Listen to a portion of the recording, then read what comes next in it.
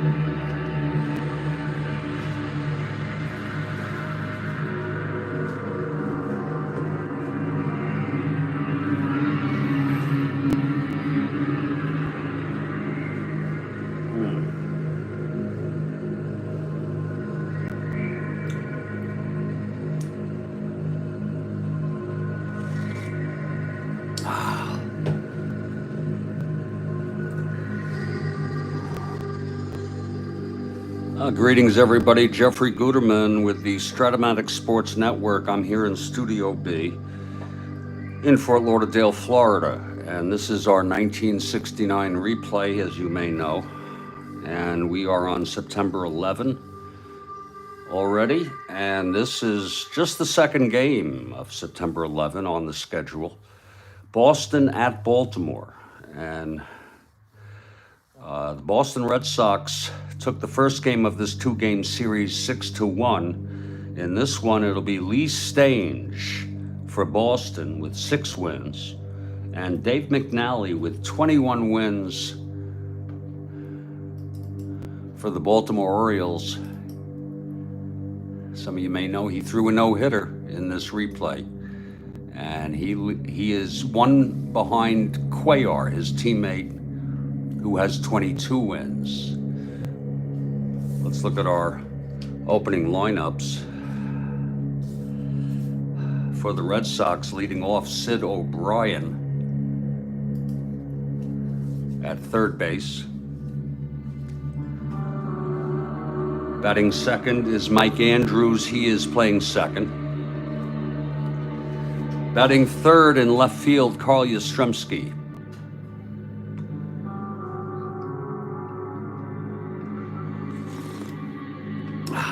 Batting fourth in cleanup in center field is Reggie Smith.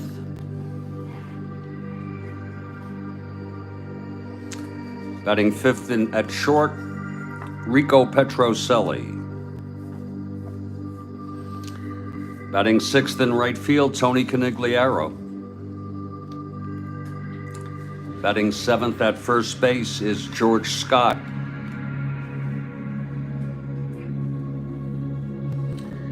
Batting eighth and catching, Russ Gibson.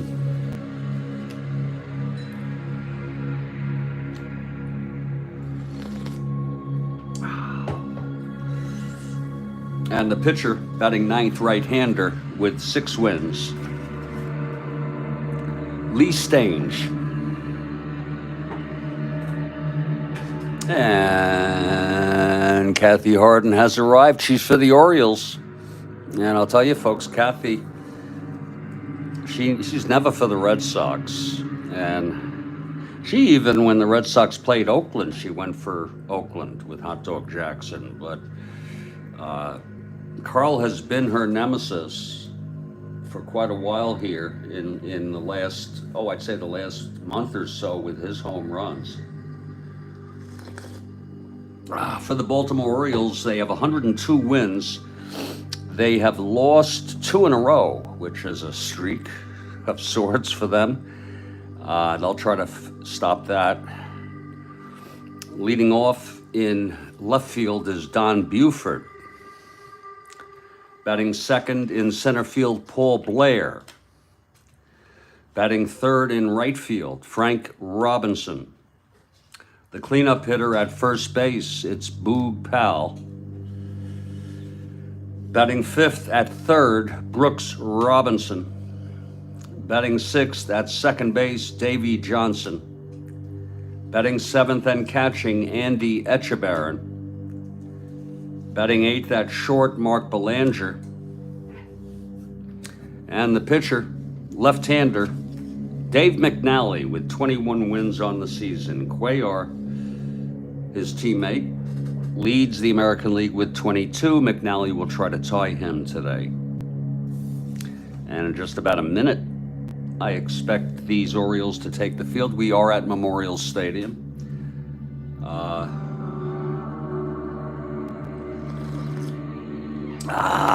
That's good coffee. Whoa, that is very, very, very good coffee. Wow.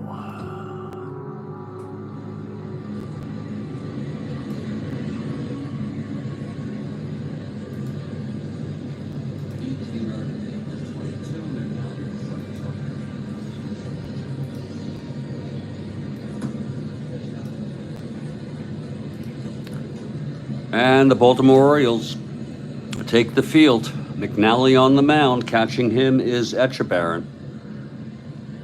Powell at first, Johnson at second, Brooks at third, Belanger at short, outfield left to right, Buford, Blair, and Frank Robinson. And leading it off for the Red Sox is Sid O'Brien. O'Brien steps in. McNally is ready. The windup and the pitch to O'Brien. 6'9", right-handed, struck him out. And that's a good start for Dave.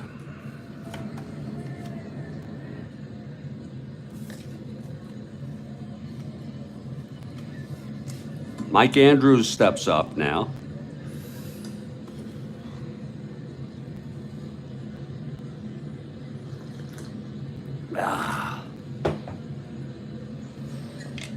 Here's McNally now.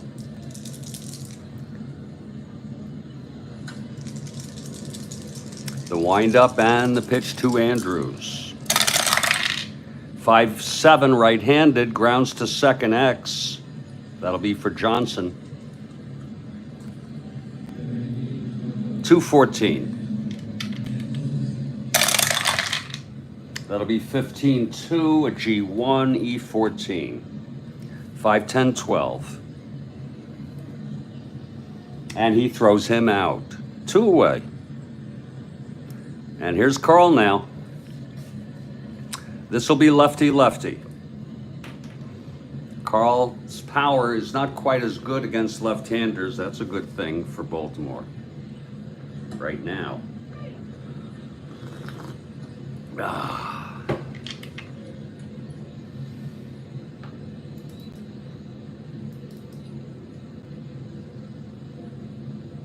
Karl has 42 home runs. He's 10 behind Hot Dog Jackson, but he's hit a lot of home runs in the last month or so. Here's McNally now. And the pitch to Karl. That's going to be a 6-5 left-handed Lord. That is deep, and that is gone, Kathy Harden. It's deep, and it's gone. There he goes, number 43. Should have walked him. It was a 6-5 lefty against left-handed hitter. You can see it end home run 1-6, and it was a 6. And he has the end power. I'm so sorry, Kathy, but this is getting ridiculous now. Another home run for Karl Yastrzemski. It's there. I'm not, you know, this is unbelievable. Let me just add this, folks.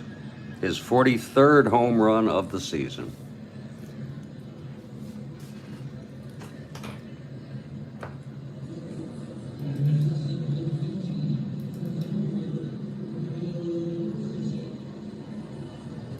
Let's just confirm that now.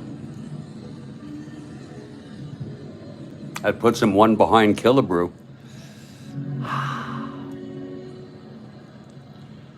Yep, number 43. Lord help me.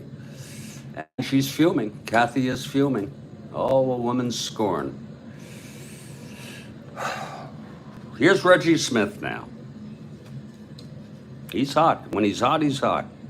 Smith switch hitter batting right now, facing McNally. Just underway here in Baltimore, and Yaz has hit another home run. It's 1-0 Boston. Oh, here's McNally now. And the pitch to Smith. That's 3-10 left-handed, grounds it to short for Belanger. He's got it, he throws it to Powell, and the side is retired. It's 1 run on 1 hit, and you guessed it, a home run by Karl Yastrzemski, his 43rd of the year. We've gone a half. It's Boston 1 and Baltimore coming up.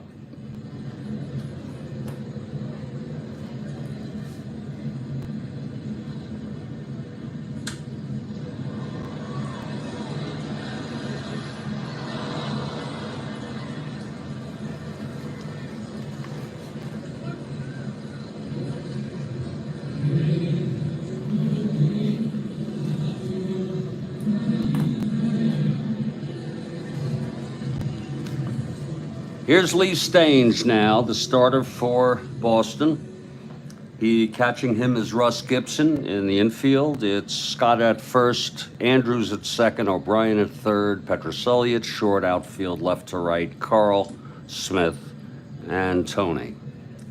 And leading it off for these Orioles, looking to avoid maybe their longest losing streak of the season. I'm not sure, which would be 3, but they really don't want to lose this one.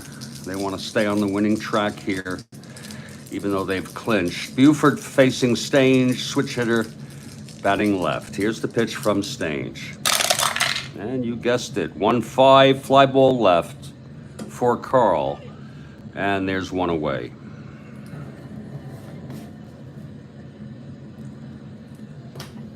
Now the batter is Paul Blair.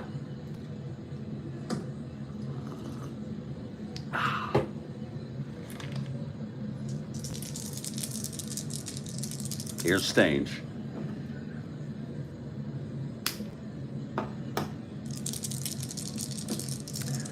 Pitch to Blair. That's 3-10 right-handed, fly ball center for Smith, and it's 2 away. It was 2 outs when Karl hit his home run. Here's Frank Robinson facing the right-hander, Lee Stange.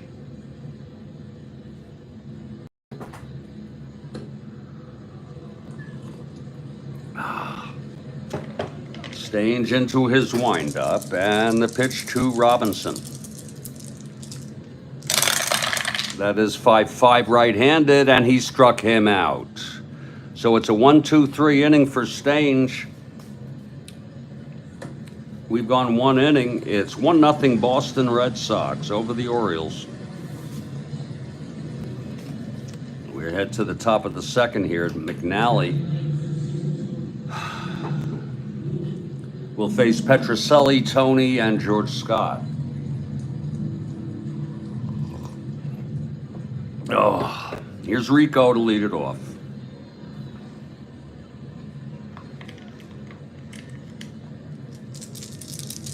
Pitch from McNally. 3-12, left-handed, fly ball center for Blair. And that's one away. Here's Tony now.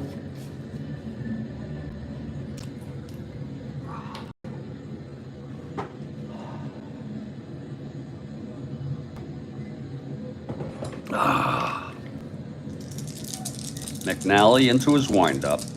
Here's the pitch. 6-7 right-handed, struck him out. That's the second for McNally, two down, top of the second, for George Scott.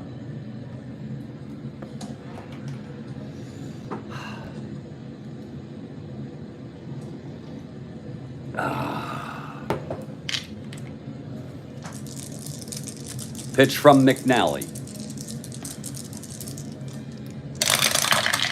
4-10 right-handed, catcher X. That will be for Etchebarren, 3-3.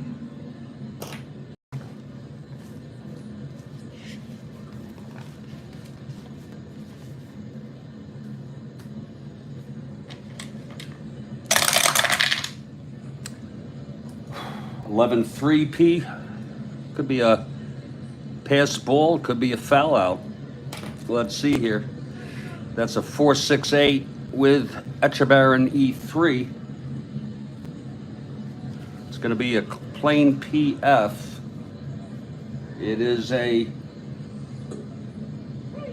pop up behind foul territory caught by, actually that was, caught by Etchebarren, and that's a 1-2-3 for McNally.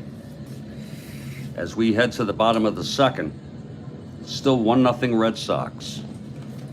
Here's Stange now.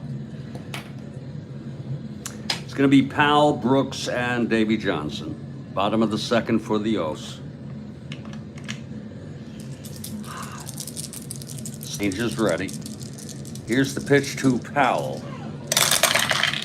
And that's a 6-8 left-handed base hit for Boog.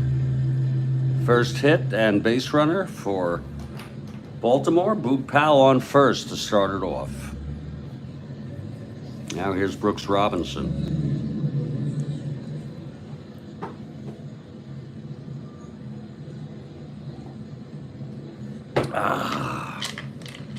Stange now from the stretch. And the pitch to Brooks. That's 2-4 right-handed, hit deep by Brooks. Oh my, it's into the gap. Just missed clearing the fence. It's going to be extra bases. Look at Powell run. Look at him run, coming around third, and he comes home on a triple by Brooks Robinson. And that's some pretty decent speed by Boog Powell. I got to tell you, when he needs to run, he runs his ass off. He is a 1-10. He's not a 1-8. Some big sluggers are. Let's look at that again. A big triple by Brooks off Stange. We're all tied at 1 now. Again, it was a 2-4 right-handed home run, 1-15. Triple the rest, it was a 19. So now Brooks on third with no outs.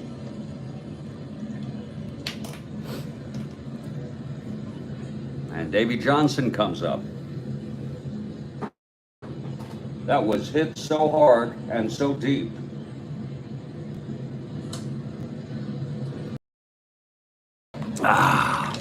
Okay, here's Stange now from the stretch. The pitch to Johnson. That's 1-4 right-handed, grounds it to short, holds Robinson. Infield was back, unless we say otherwise. 1 down.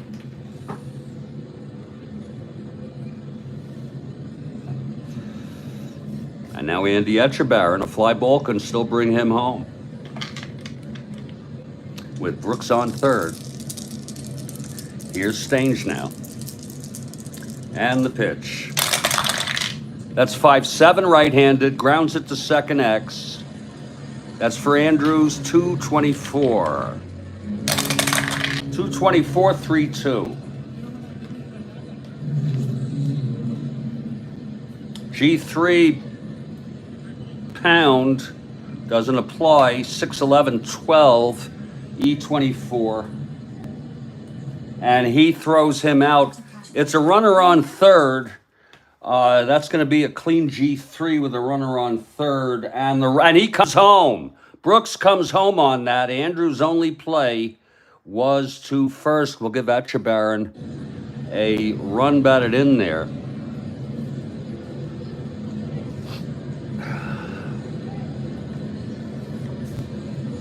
It's 2-1 Baltimore now. Here's Belanger with 2 outs and nobody on.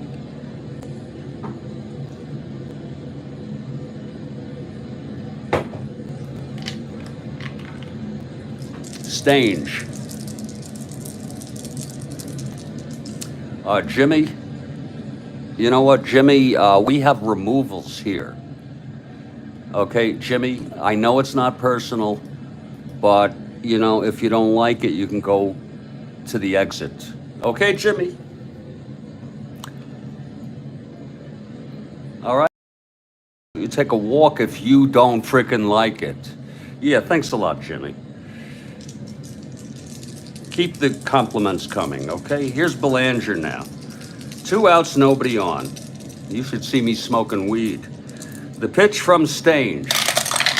That's 2-7, and that's going to be a base hit for Belanger, a 2-out single. That'll bring McNally up.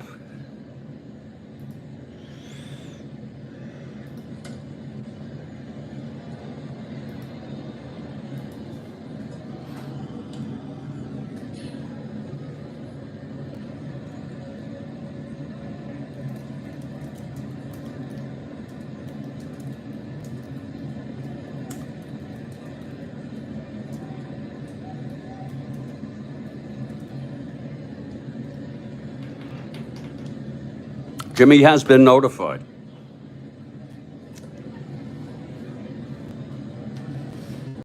So Belanger's on. He's a B 1-10 if held.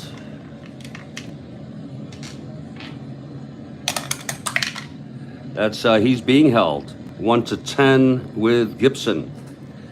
And here's McNally.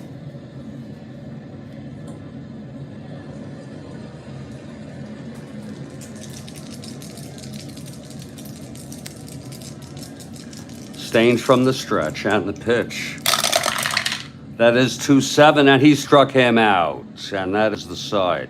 Second strikeout for Stange. He allowed 2 runs on 3 hits. It was the leadoff single by Powell, knocked in by Robinson, who came home on the ground ball by Etchebarren. We've gone 2. It's 2-1 Baltimore, and this is the Strat-O-Matic Sports Network.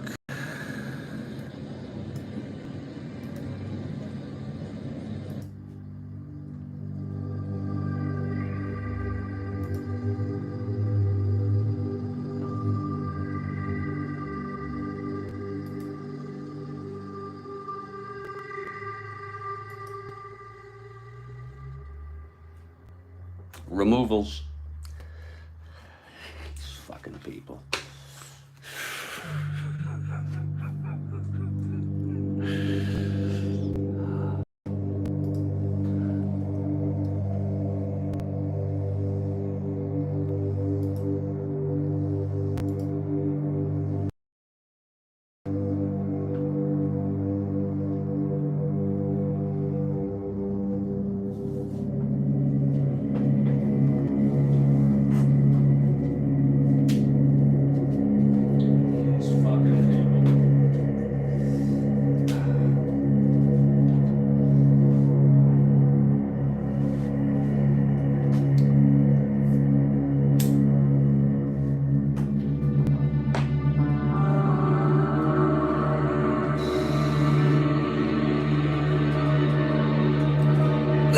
Oh, excuse me.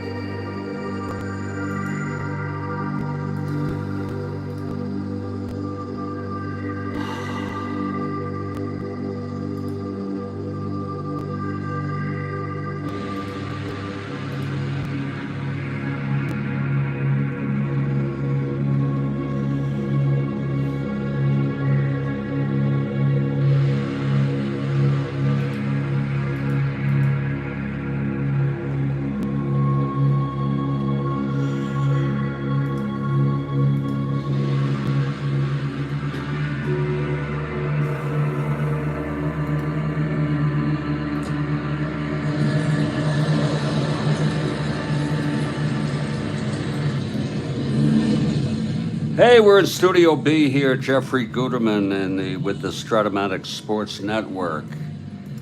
And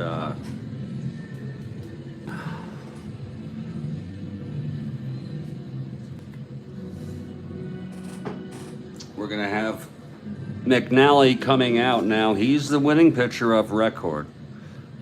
And Russ Gibson will lead it off.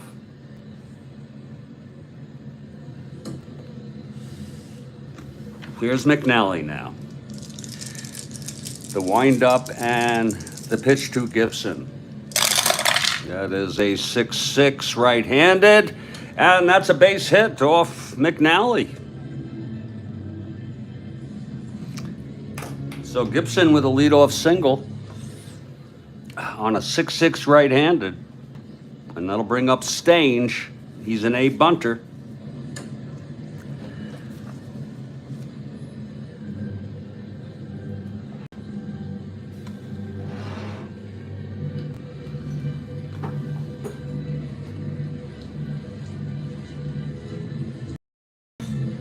Okay, McNally now. And the pitch to Stange. Infield stays back. It's a 7. It's an A. And that's going to be a good one. It's hit to the first baseman, Boog Powell, and his only play, he can take it to the bag himself. And Gibson advances to second now with 1 out. Now Sid O'Brien.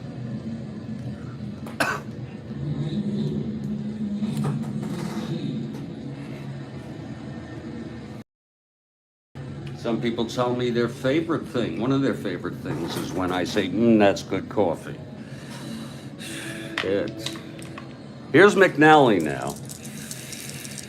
From the stretch with Gibson on second, 1 down. The pitch to O'Brien. That's 3-2, left-handed hit, ballpark smash by O'Brien. He's got the power. This is in Baltimore.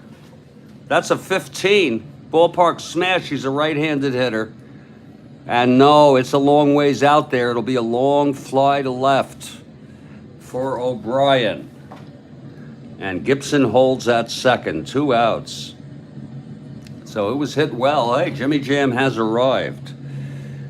There's 2 outs, and it's a clutch situation for Mike Andrews.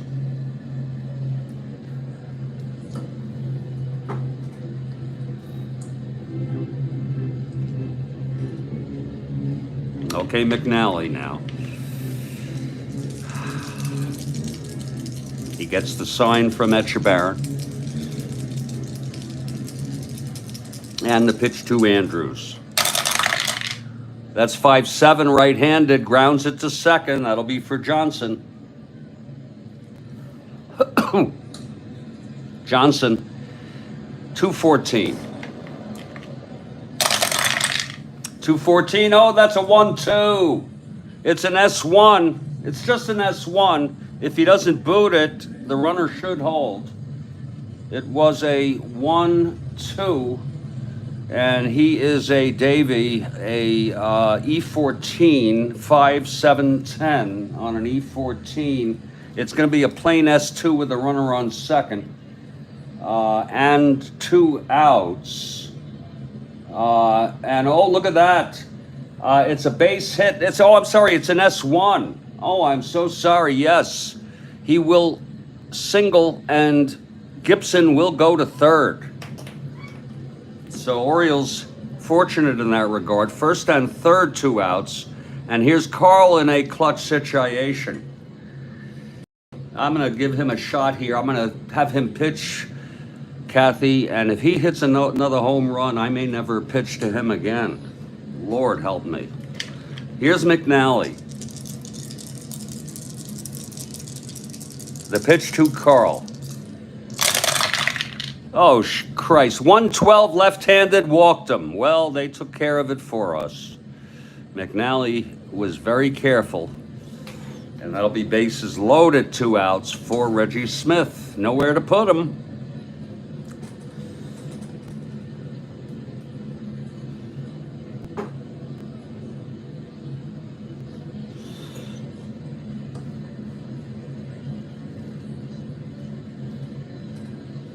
Okay, here's McNally now. Smith grounded to short in the first.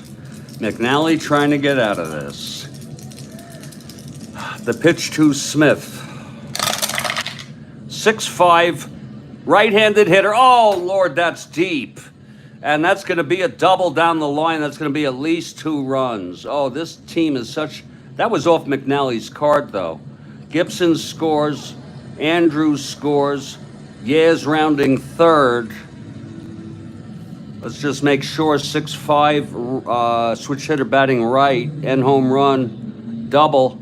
Karl rounding 1 to 14, 2 outs, 1 to 16. It was to center, -1, 1 to 15. He's coming home. Here's the throw from Blair, and he's safe. A 3-run double by Reggie Smith. They beat you in so many frickin' ways. Lord.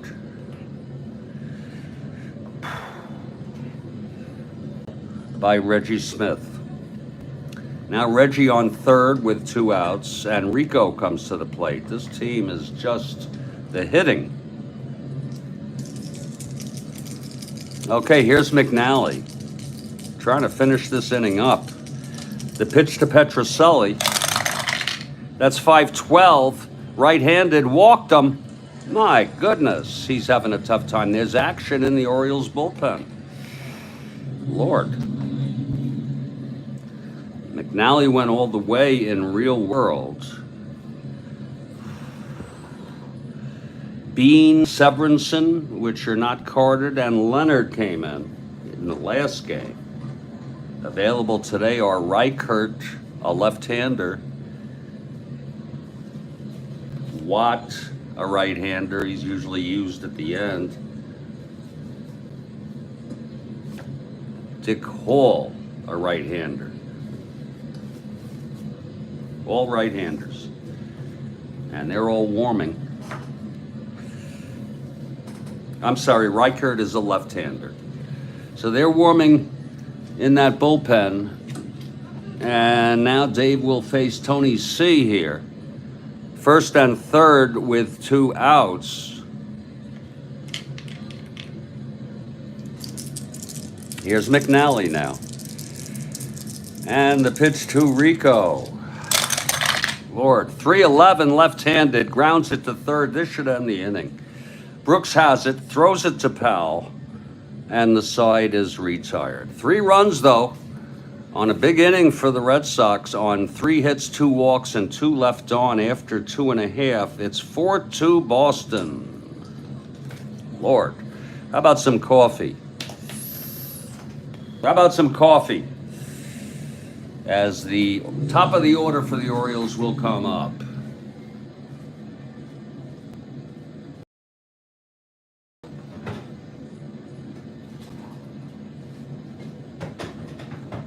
I don't know how much more of this coffee I can have this afternoon.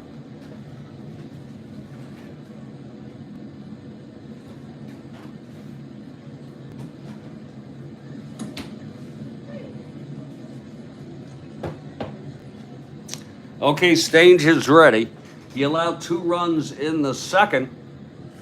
And it'll be the top of the order. Don Buford, switch hitter, batting left against Stange. Oh, that's good coffee. Oh, Lord. Lord, that's good. Here's Stange now. The pitch to Buford. That's going to be 6-5. Hitter batting left, grounds to second for Andrews. Throwing to Scott for the first out. Now Paul Blair.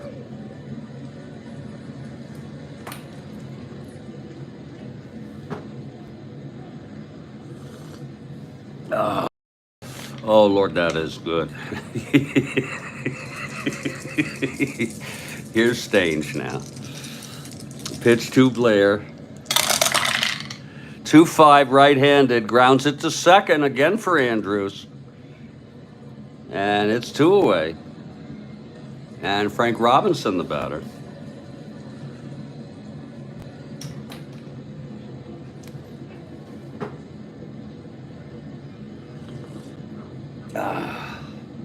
Oh, Lord, help me, God. Lord, help me, God, please. Okay, Stange gets the sign from Gibson, the wind-up and the pitch to Frank. That's 5-8, right-handed, fly ball right. It's a can of corn. Deep but playable by Tony, and the side is retired. 1-2-3 for Stange. In the bottom of the third, we've gone 3. It's a 4-2 ball game. Again, the Boston Red Sox won the first game of this 2-game series 6-1. Nagy went all the way for the win.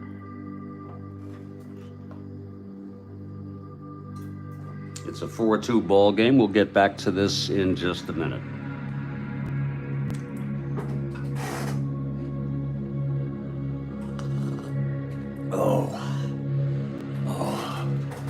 Oh, that's good coffee, yeah. That is some very, very good coffee. Don't you think? Oh, Jesus, yeah.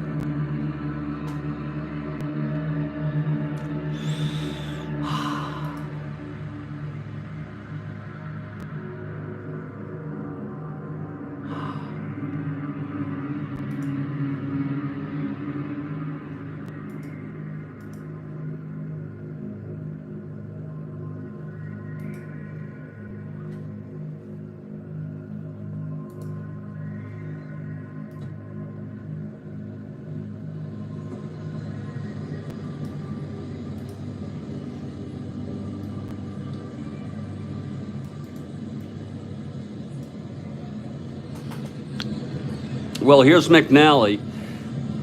He's had a rough go of it thus far. He's allowed 4 runs in 3 innings. Well, everyone's entitled to an off day.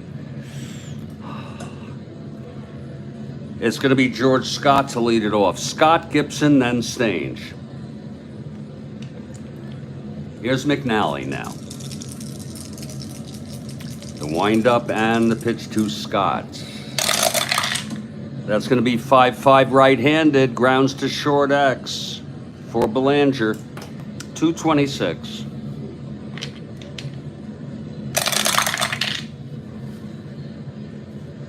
$17-2. It's a G1. E26. 367.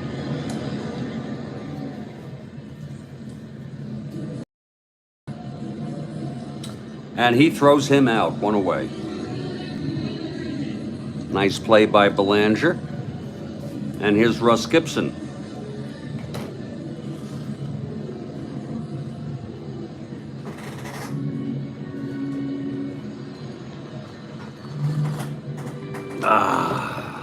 Gibson singled and scored in that 3-run inning last inning. McNally, the wind-up and the pitch to Gibson. That's 112 left-handed, lines it to third, right at Brooks. 2 outs. And here comes the pitcher, Lee Stange. It's 2 outs, nobody on, top of the 4th. Red Sox by 2 here.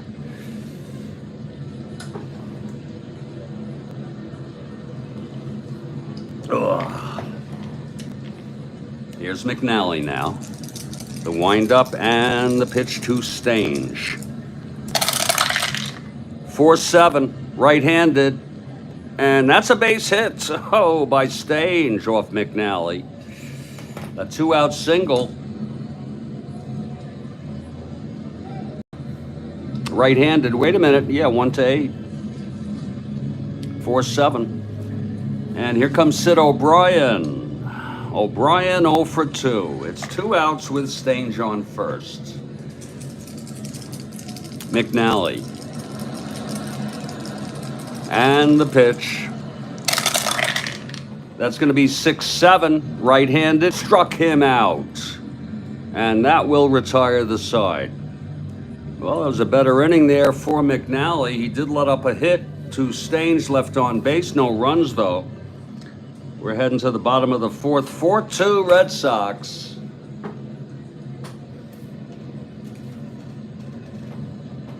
And here's Stange in his fourth inning. His first endurance is the sixth, McNally's is the seventh, and it'll be Powell, Brooks, and Johnson. Powell steps in, he singled, came home on the triple by Brooks.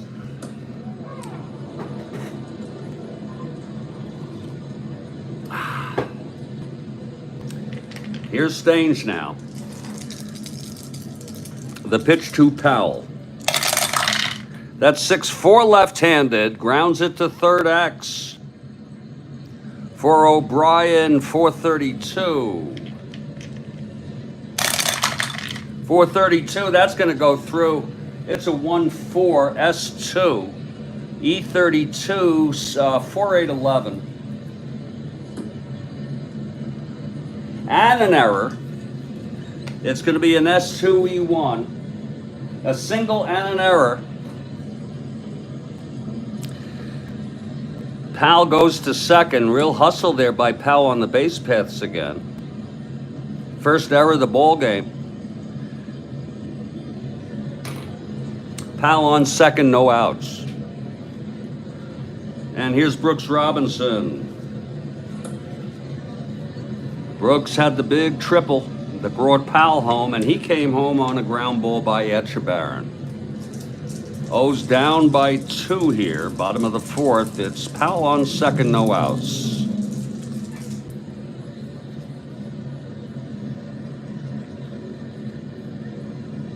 Here's Stange.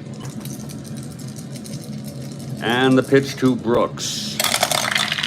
3-4 right-handed, and that is a liner to third, caught by O'Brien. That was almost a base hit. He almost made it through, but O'Brien nabbed it. 3-4 right-handed. And here's Davy Johnson now.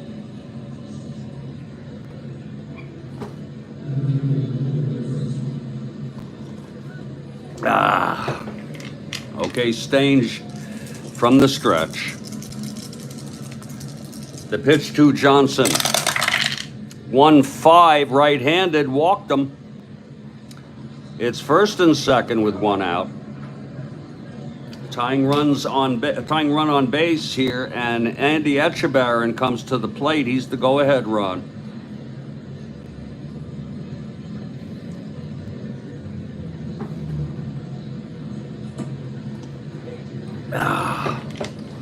Stange. The pitch to Etchebarren. That is 5-7 right-handed, grounds it to second for Andrews. Andrews, 224. Big play, 7-2. G2, E24. 5-9-13. Throws him out. It's first and second. Let's check that out. G2 first and second. So that's going to be a force. Forcing the runner at first for the second out. It's 2 outs, Etchebarren on first and Powell on third, and Mark Belanger in a clutch situation.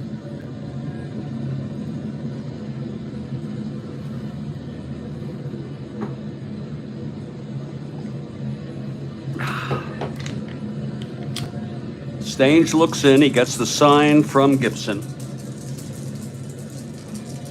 Pitch to Belanger. 4-4 right-handed, fly ball center X. That'll be for Reggie Smith. Reggie is a 217. 13-2. F2. Pretty routine. Let's see if he can get this. E17, 6-12, 17. E17, 17. Oh, and it's a two-base error. Two-base error on F2. Two-base error by Reggie Smith, Powell comes home, and that's unearned. Powell comes home. Whoo, second error now in this inning, and game for the Orioles. A stroke of luck there, I guess, for the Orioles. It was seemed like a fairly routine fly ball, but on the F2 with Smith E17, 6-12, 17. Just to show it to you, it was there, and that's an E2. So here comes McNally now. He's a 1NR, but he has power. He had a grand slam in a World Series game in real world. Second and third, 2 down. 1 in. Stange.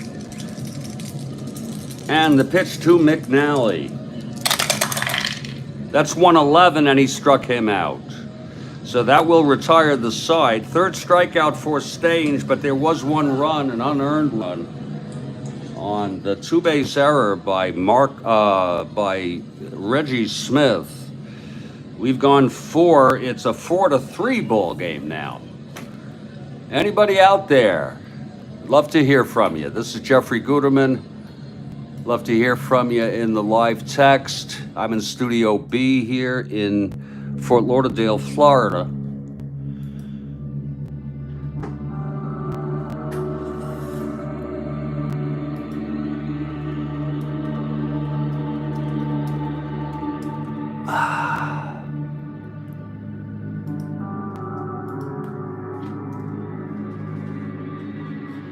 And we'll be back in just a couple minutes.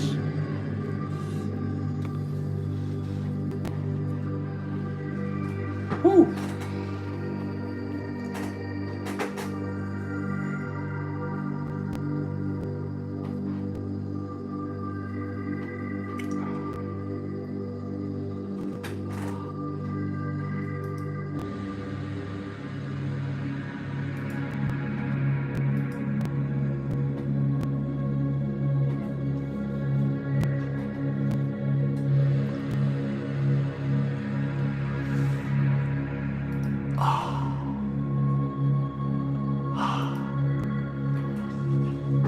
Oh, Lord.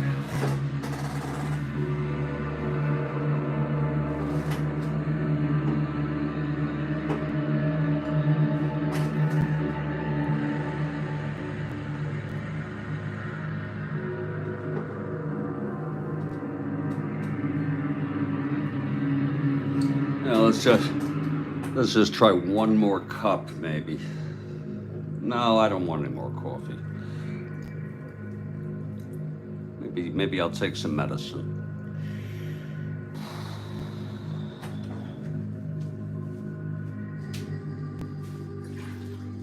It's getting kind of cool, warm in here.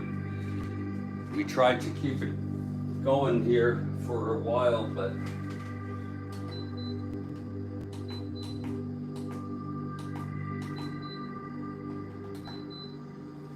I try to blow some cool air in here now as it warmed up today. It's 4-3 Boston.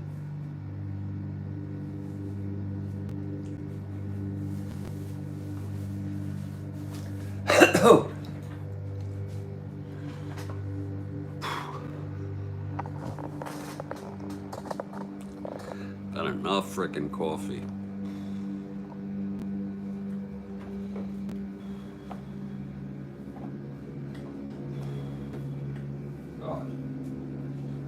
Let me take some of the old stuff here.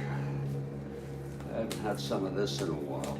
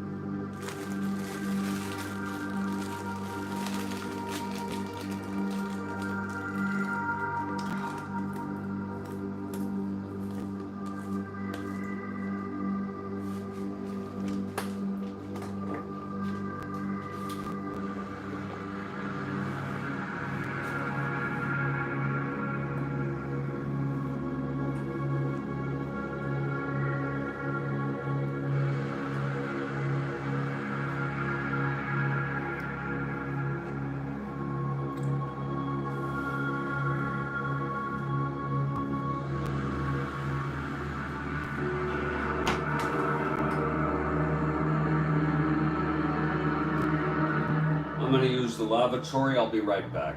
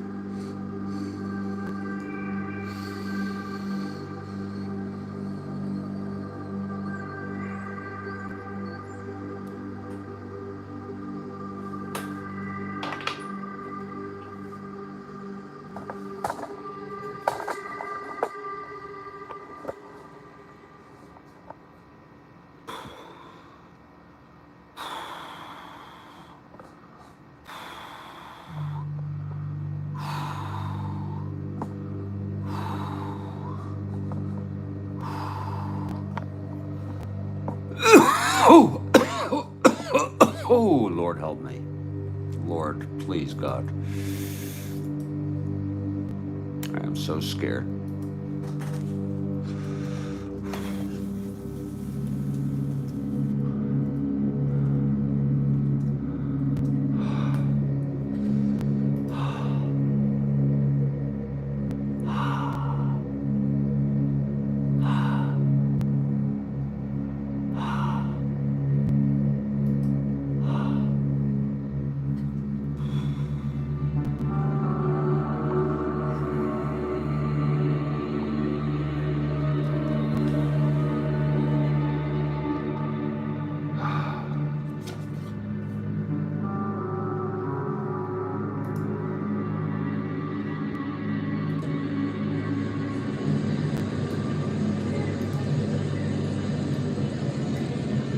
Hey everybody, Jeffrey Guterman back here in Studio B in Fort Lauderdale, Florida, and it's a 4-3 ball game.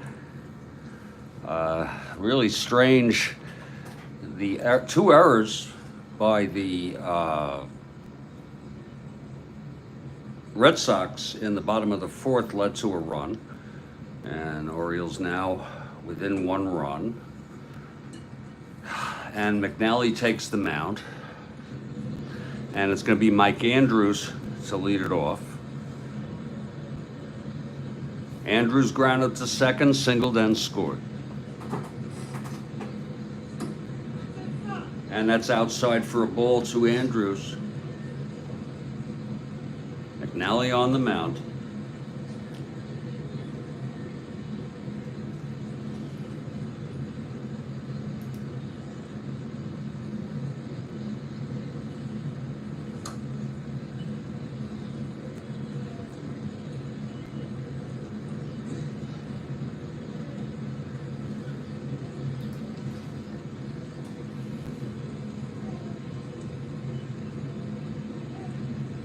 McNally, he gets a sign from Etchebarren.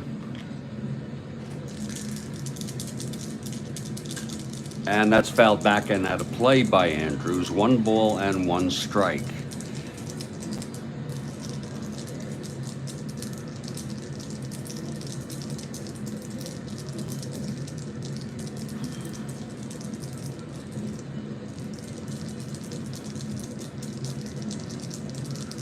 Okay, McNally now.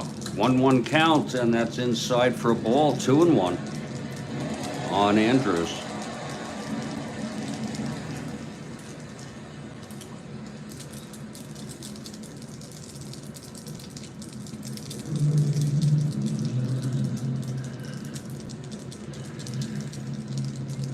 And the wind up and the pitch to Andrews. 2-1 pitch, 5-11. Right-handed, grounds to first X. That'll be for John Powell.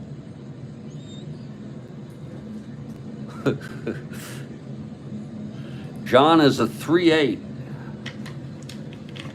3-8, 4-3. Let's see if he can handle this. Doesn't look good. It's an S1 going past John Powell on a 4-3. And let's make sure he didn't muff it.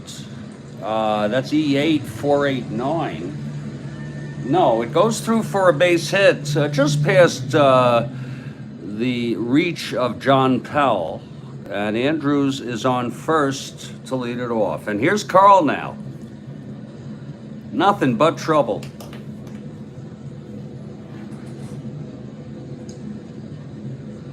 Here in September for Karl. Home runs galore. He hit one in the first yet again.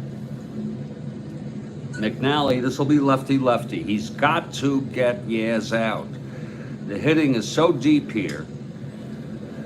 Yaz, Smith, Petrocelli, Tony, Scott. This is such a tough lineup to pitch against. If they get any kind of pitching, they win ball games. And in fact, they're tied with the Tigers for second. Okay, McNally from the stretch, facing Karl. And the pitch to Karl. That's, 1-4 left-handed. Oh, it's dribbled to first. John Powell takes it to the bag and, beautifully throws it to second, or however you'd like to get that going. It's a double play. It was a 1-4 left-handed. That was not his spot. Ground ball first A. You can score that shit any way you want. 2 outs, nobody on. Here's Reggie Smith, who made the big 2-base error that brought in the Orioles' 3rd run today. They trail 4-3, Red Sox leading. Smith 1 for 2. He had a big double in the 3rd that brought home a run. Actually, brought in 3 runs. It was a 3-run double in the 3rd, I'm sorry. Here's McNally with 2 outs, nobody on. The wind-up and the pitch to Smith. That is 3-5 left-handed, struck him out. And he looked very good there, Dave. In the top of the fifth, that's Dave's fourth strikeout. On a 3-5 left-handed. Indeed it was. Yeah, 3-5 left-hander. And we're in the middle of the fifth. It's a 4-3 ball game. Folks, we'd love to hear from you in the live chat. If you don't want to, I understand. David is here. Hello, David. Great to hear from somebody in the live chat. David Codwalder. I hope I didn't botch that up, David. Codwalder. Codwalder. Joel Horlin is here. Great to see Joel Horlin. Great to see Strat-O-Matic, fellow Strat-O-Matic enthusiasts here. We've got a bowl game. These are the real lineups, and it's 4-3 Red Sox. Yaz did it again. He's hit like 5 home runs in the last 10 games or something. I don't know. But what the fuck is this guy screaming about? This is the neighbor.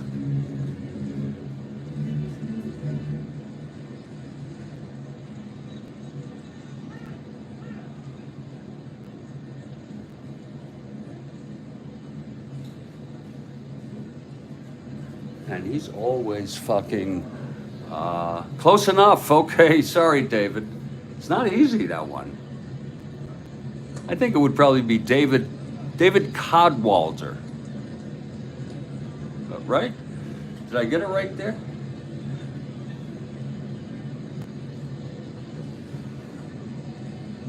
Okay, here's Stange now. Now, his first endurance is the 6th, so he's got another strong inning in there.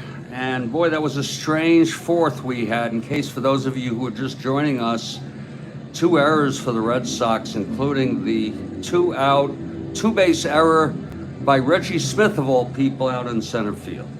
And it happens. And that's making a 1-run ball game. It's going to be the top of the order, Don Buford. You're doing chores. All right, Rick.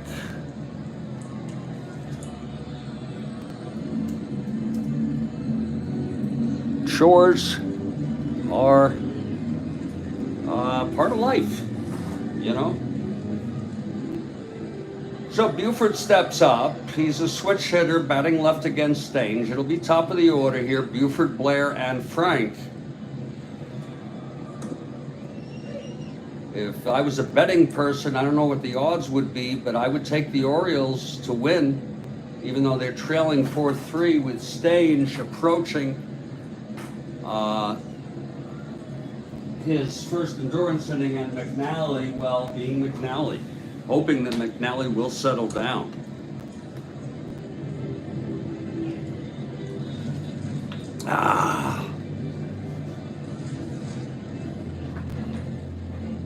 All right, Buford. He steps in the batter's box. Again, switch hitter batting left. Stange. The wind-up and the pitch to Buford. 4-4 switch hitter batting left, fly ball center for Smith again. Here we go. 4-4. Reggie trying to get under that. He's at 217. That'll be 7-2. F2, E17. 5, 6, 7, 8, 9. Let's look at it again. Oh, and he makes the catch that time. And it was a nice one. So it's 1 away. Buford 0 for 3. Here's Blair 0 for 2. Frank Robinson 0 for 2. So Stange has handled the first 3 batters perfectly. They are a super team. They are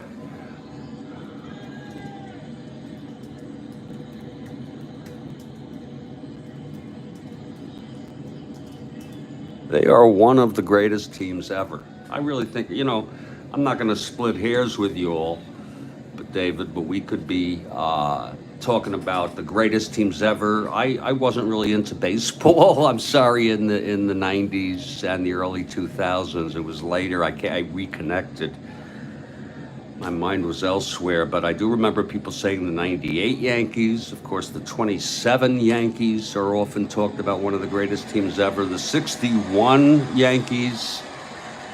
I say the 86 Mets, with the incredible depth of that pitching staff, the starting pitching staff, and the 69 Orioles, sure. I mean, who knows? I'd have to go look at the Yankees during their greatest dynasty. I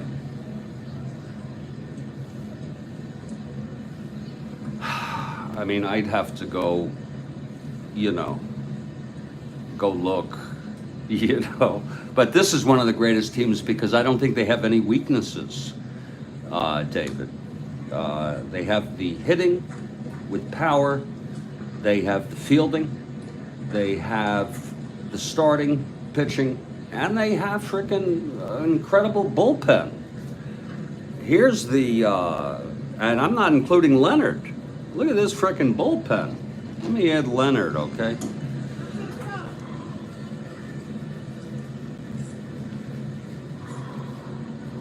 Who happened to be they were like best friends with Jim Palmer. So this is a formidable. We never have a problem really with the Orioles trying to find a reliever. First of all, they don't need much. Some of you may remember though when Watt came in the 69 World Series. I don't remember what game that was. Was that, well, David, I think you have, David, I think you have, here's the bullpen, which is just unbelievable. Look at those ERAs. Christ. But back to David's question, how the Mets won that series was one of the world's wonders. I think you may be right there, David. And I'm going to say this about the 69 Mets. They were probably, and I don't know what the word would be. The only word that comes close is clutch. But it's almost like everything went right for them. Just about. In the stretch, clutch hits, pitching. And they are really and you can see, folks, for those of you who are interested, and I'll be glad to entertain any kind of chat.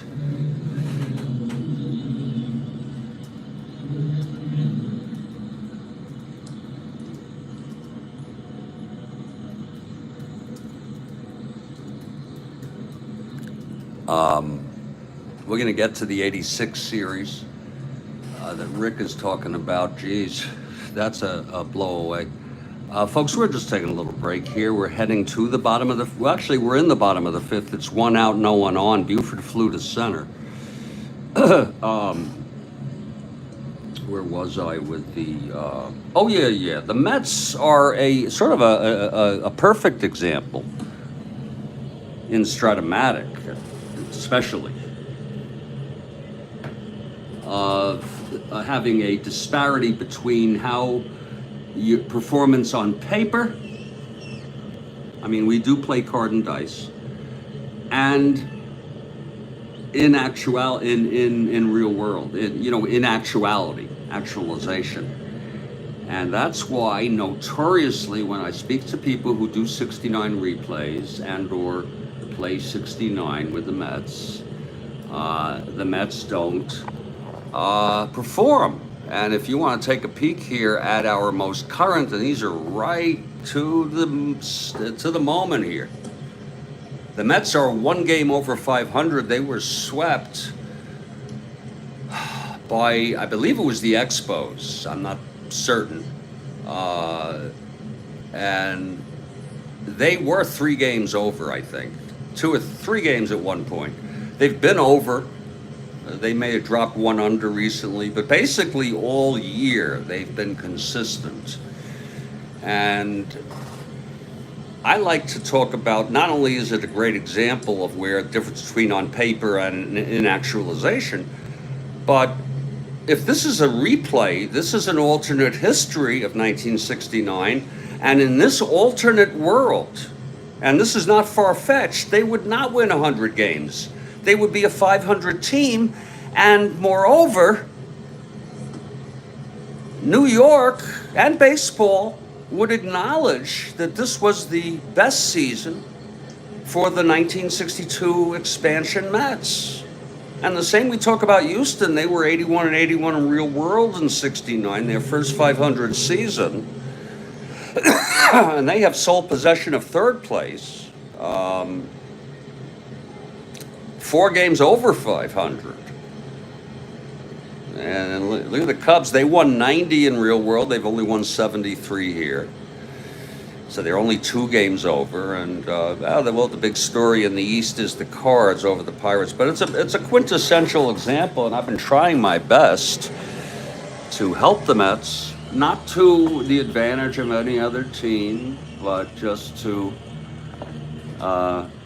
really use them, maybe like Hodges would. We go with his starting lineups and rotation.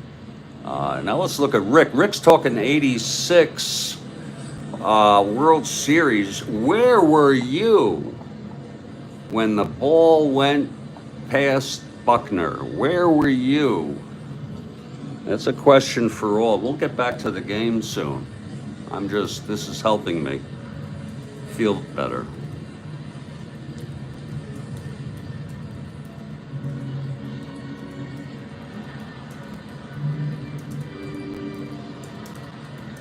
Where were you?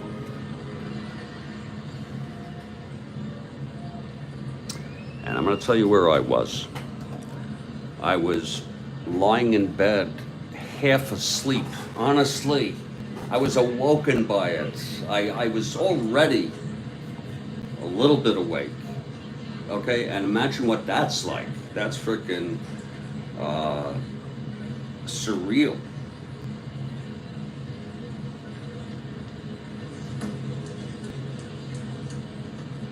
And that was a walk-off, if I'm not mistaken. That was a freaking walk-off error. Hit by Mookie. Am I right? Mookie. And what a team that was. So deep. That 86 team was so deep. Anyway, I'm gonna maybe the deepest team ever. I mean, I know, we can get into debates. I don't know about the teams from the 90s. Oh, here's David now. He was watching the game with my dad. He was for the Sox, me the Mets. Ouch. Oh, Daddy. I hope you consoled him. I really do. Here's Stange. He's on the mound. It's 1 out. We had a little deviation here. 1 out, nobody on. Orioles batting.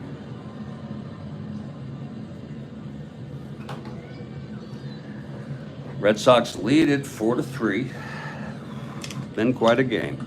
Here's Stange now. He wasn't happy.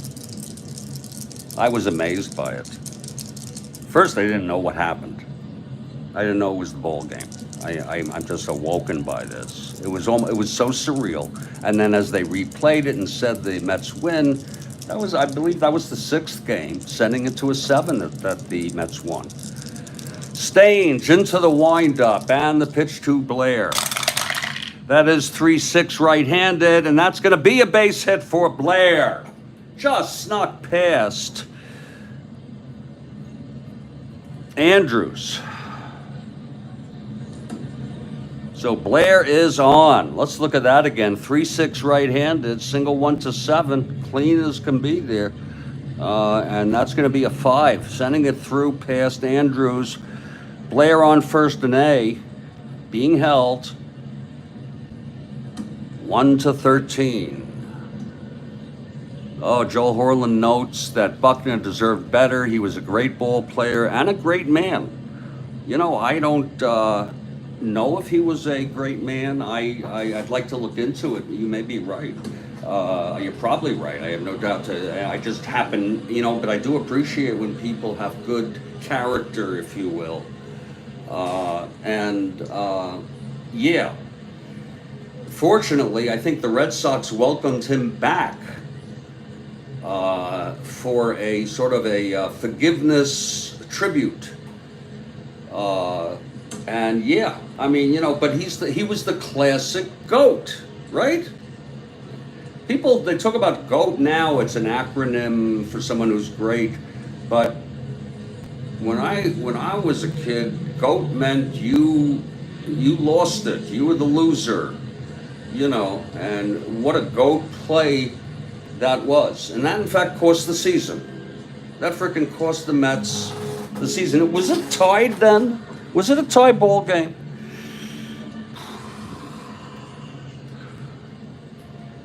Rick notes, I remember when the Red Sox had a 2-run lead in the last inning. Vin Scully said on TV, it was so quiet you could almost hear Boston. Wow. Yeah, that was in Shea. Yeah, that game was in Shea, wasn't it? Yeah, it was tied, David, thank you. Mookie may have beat him to the bag, even if he fielded it, Joel Horland notes. That's an interesting, because he was drawn away. He was off the bag. And I don't know, I sure hope, I don't know who the pitcher was, but I sure as hell hope he was running to first. It's a good point, Joel. Well, Blair being held 1-13, and Frank Robinson steps up. He's 0 for 2. Stange. Oh, Knight scored from second on that play, Bill? Okay, that's what it was. Okay, so they were down by a run. Didn't 2 runs score? Stanley was on. Didn't 2 runs score? Lord help me. Here's Stange. And the pitch to Robinson. That's going to be 2-6. Right-handed, lines it to short, caught by Rico. Oh, it was tied. Okay. I easily can lose a lot of stuff from some stuff, the way my memory is these days. 2-6, right-handed, screaming liner right at Rico. 2 down now, and here's Boom Powell. Boom John Powell. Left-handed hitter. He's 2 for 2.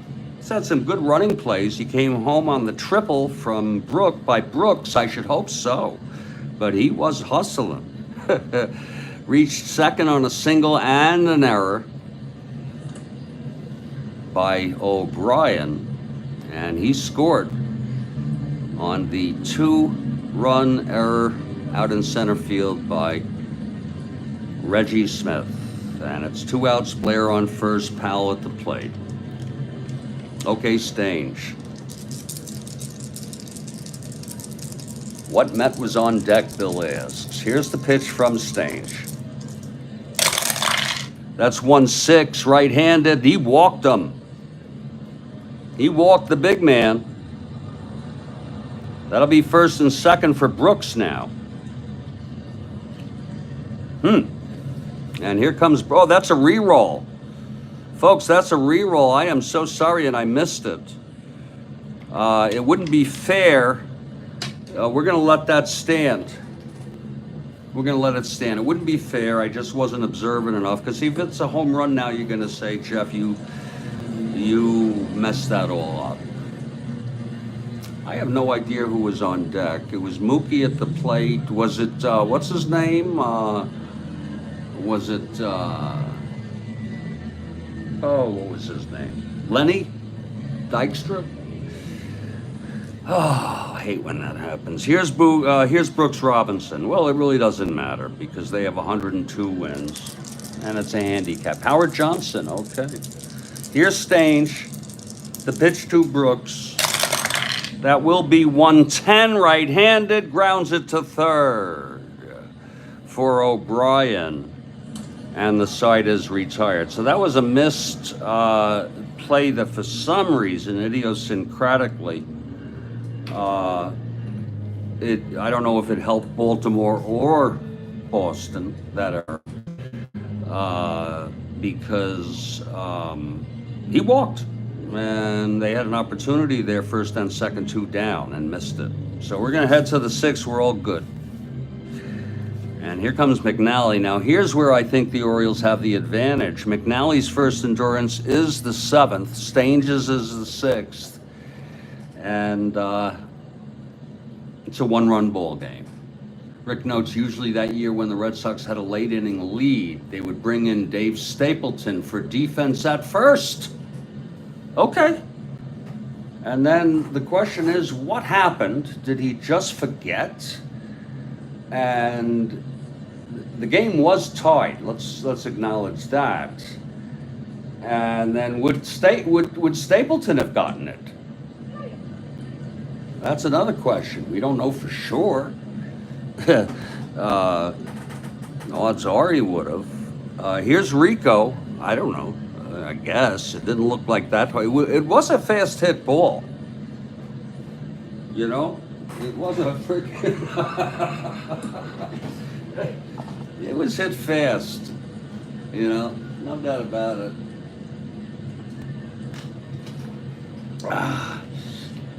Okay, we're heading to the top of the 6th here, McNally.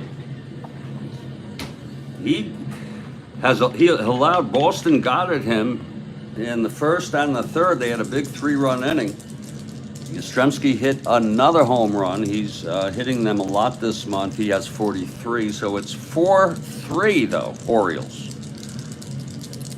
Here's McNally facing Rico. The pitch. That's 4-9 right-handed, fly ball right for Frank. 1 down. And, you know, Dave points out that McNamara, so was he the Red Sox manager? Okay. Was more GOAT than Buckner. How do you like that? Okay, it's like keeping a man who is injured, basically. I don't think he was ever a great fielder, right? But in his earlier days, he was probably a... hold on, folks. This is fucking... I'm getting this thing where there's a voicemail. Just there we go. And we're back.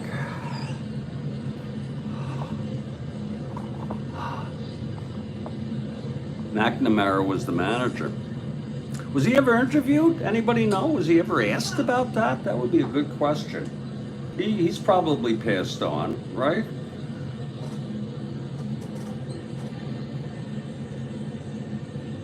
Buckner was in left field, David notes, when Aaron hit number 715. That was 1974, wasn't it, in April? And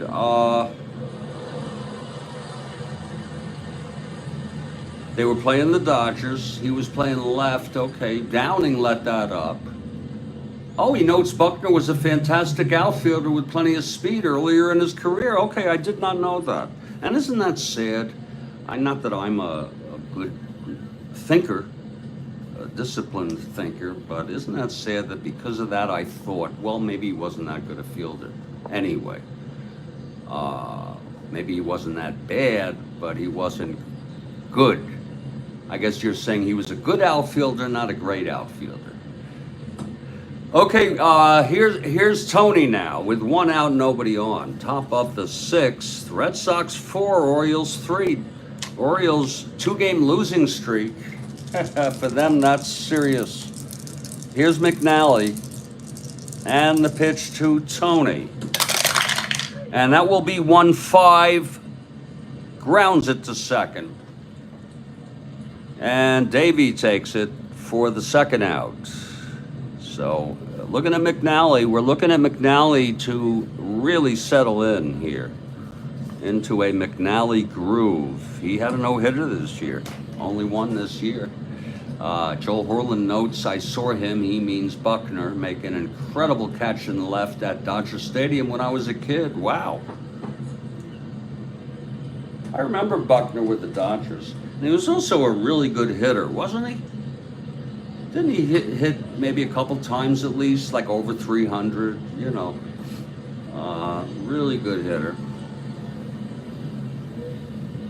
Okay, George Scott is the batter, 2 outs, nobody on. And I imagine when people play Strat-O-Matic 1986 baseball, if they have Buckner at first, because he couldn't be the DH, I guess they take him out, right? If they have a lead. He won a batting title with the Cubs. Holy shit. What happened to my memory? He led the league in average one year? Holy Christ. I don't even remember him on the Cubs. See how you can, a lot of your memory can go. Okay, here's McNally facing Scott. 2 outs. That's 4-8 right-handed, walked him. You know, Scott's a good hitter, so that was like a walk, a not on purpose intentional walk, an unintentional intentional walk, where you're just going to put him on a 3-1 count. And Russ Gibson is the batter, Scott on first, 2 down here. I'm sure, you know, maybe the memory will come back if I go look at that. McNally, the pitch to Gibson. That is a 6-7 right-handed. Struck him out, the side is out. He got Gibson swinging. It was 6-7 right-handed, there it is. And whoops, that's his 5th, and the side is retired. No runs, no hits, the walk to Scott. Left on, middle of the 6th. That's a 4-3 game, a tight one. Stange now in his first endurance inning. Here's Stange numbers.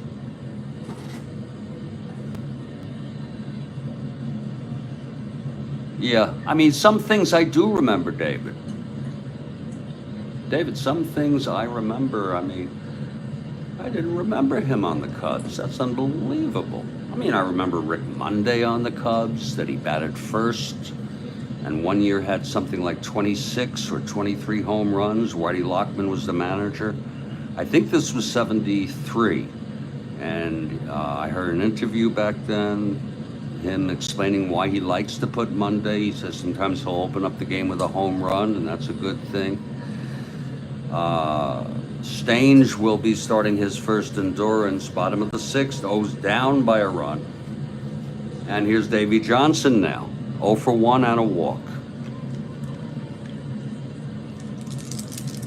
Stange, the windup and the pitch to Johnson. That's 6-12 right-handed, grounds to first X. For Scott, he's a 1-11. That's where really he belongs at first. 1-11. 11-1.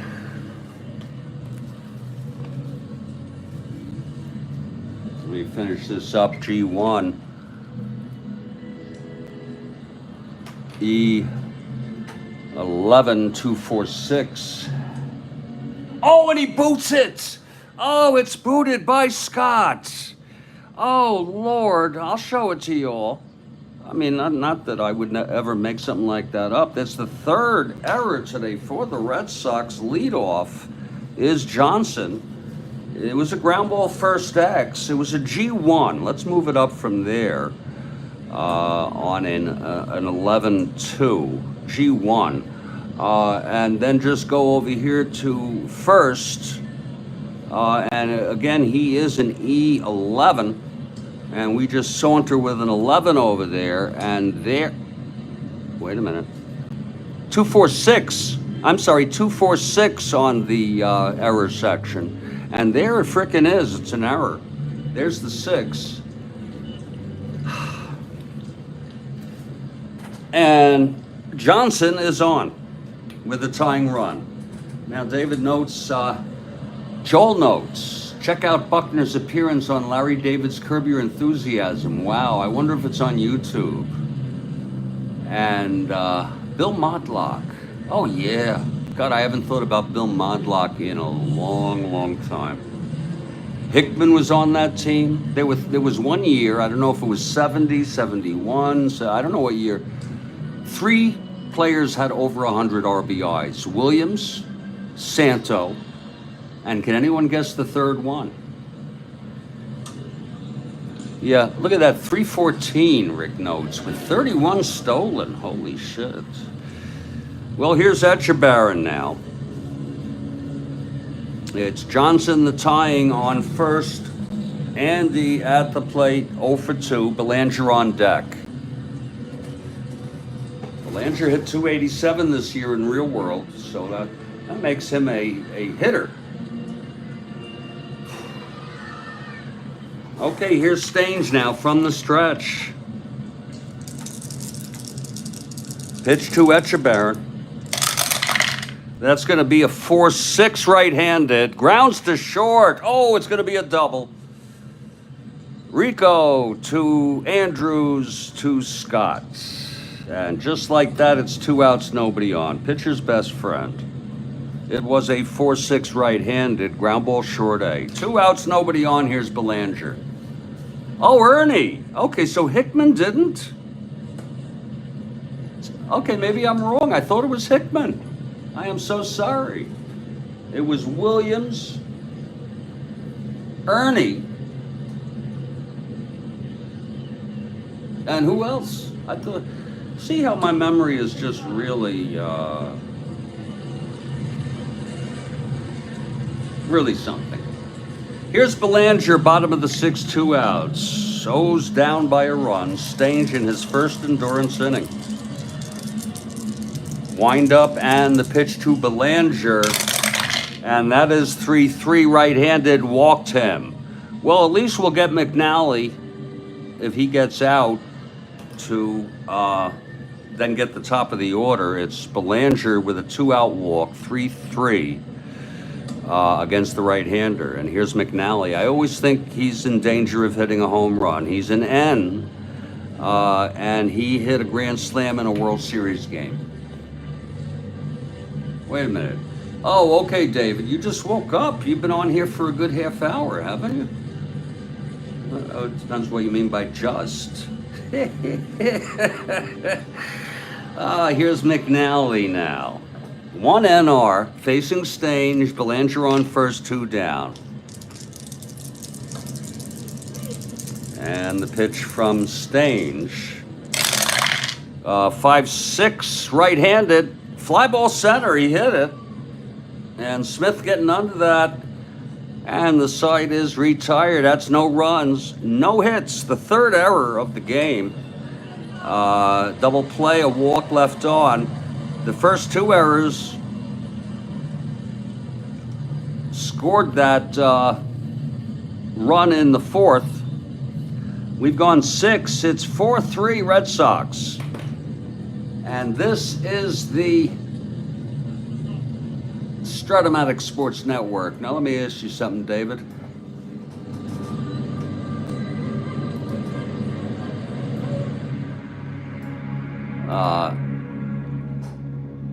You say no caffeine. That's that you've had no caffeine.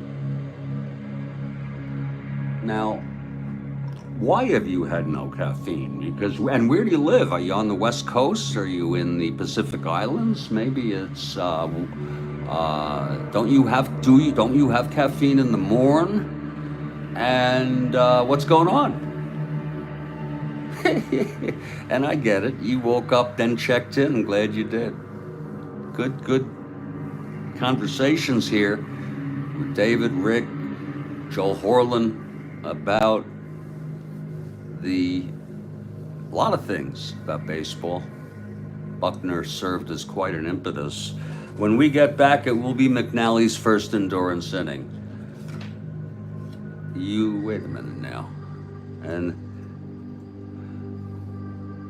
you're in New York. You read late into the night. But if you just woke up, then that's about, you woke up at 3 p.m.? That's kind of, okay, you're on a sort of a different schedule there. Are you gonna drink coffee now? I know it's a lot of questions. Folks, I hope you're enjoying this ball game. It's a great ball game. Kathy Harden, if you're here, love to hear from you.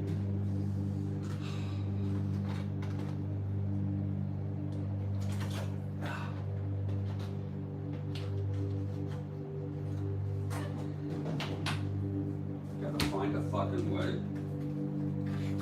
to cope better. I'm feeling good right now. I'll tell you, you guys are helping me.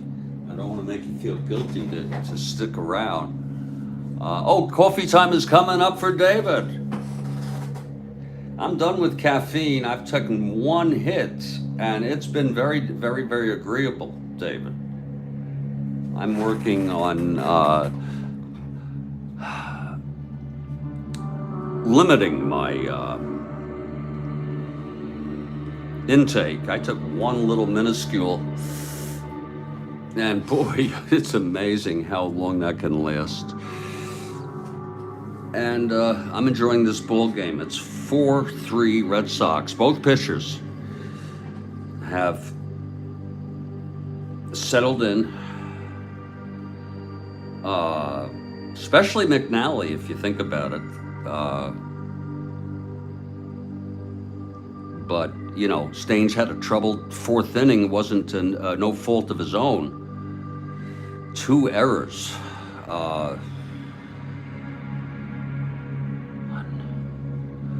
And we come back, we're going to see Stange if he's going to hit. I think he's going to hit. Yeah, sure. Hell yeah, shit yeah. Plus he pitched a decent inning there in the bottom of the 6th. It'll be the top of the order for the Birds again, folks. And I'm just taking a little break here just to sort of cool my jets, and we'll come back with this ball game.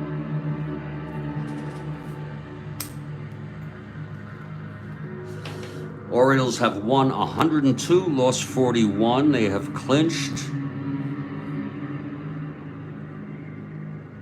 Oh, David notes, you understand it is not good for anxiety, caffeine. I guess not. I guess that makes sense, doesn't it? A stimulant, yeah, which you have a fair amount of. I also have a fair amount. I have a, I'd say mine's moderate. And moderate is bad, folks. As far as in at times it could be severe, but I'm a little reluctant to call it that. Whereas people who are healthy tend to have minimal, and we're not blaming people for having anxiety. We do need to hold ourselves accountable for having anxiety and trying to deal with it the best we can. But I'm off the caffeine for the day. And when I roll in, I get a call from my son about 5:15, 5:30.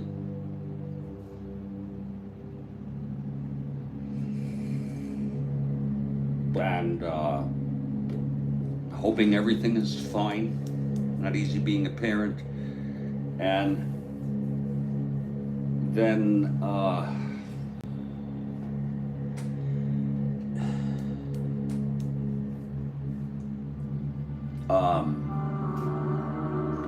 and then I try to really settle down into the evening.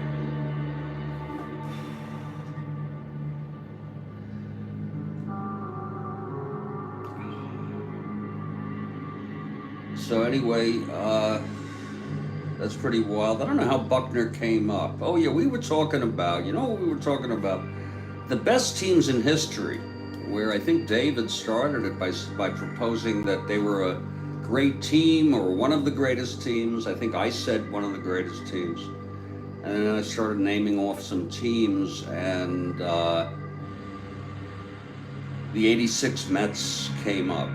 And from there, well,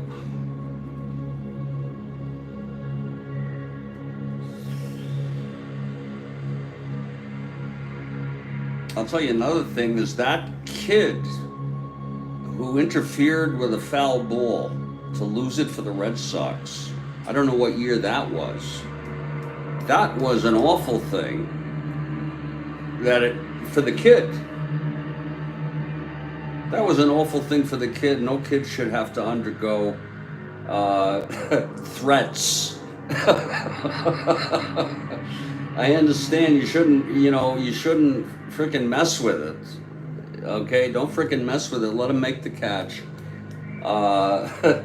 Maybe he'll give you the ball. but he was a kid. He wasn't a kid. Okay, that's right, Rhodes Scholar. I am so sorry. You're right. Maybe I juvenilized him, Rhodes Scholar.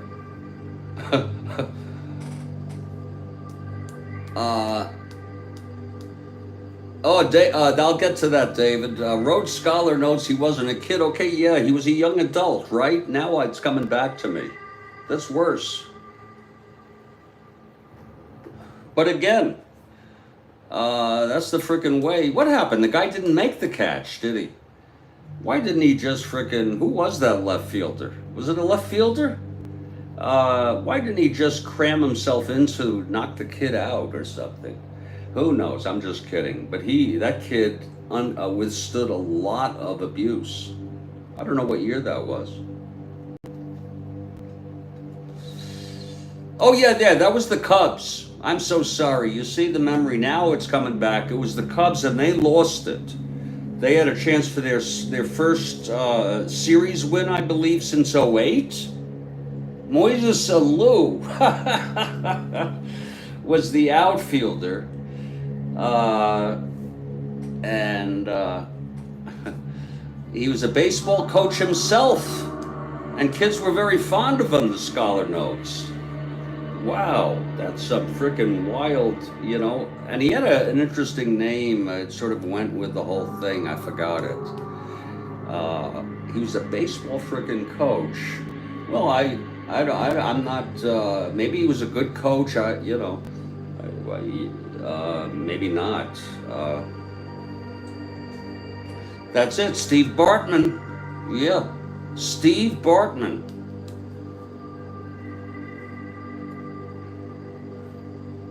The fan who lost...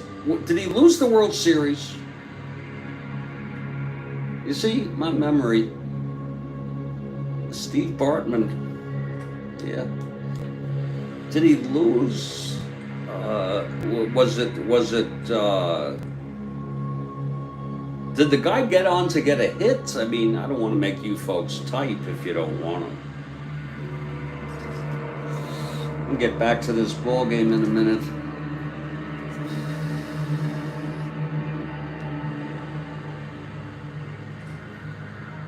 That is frightening.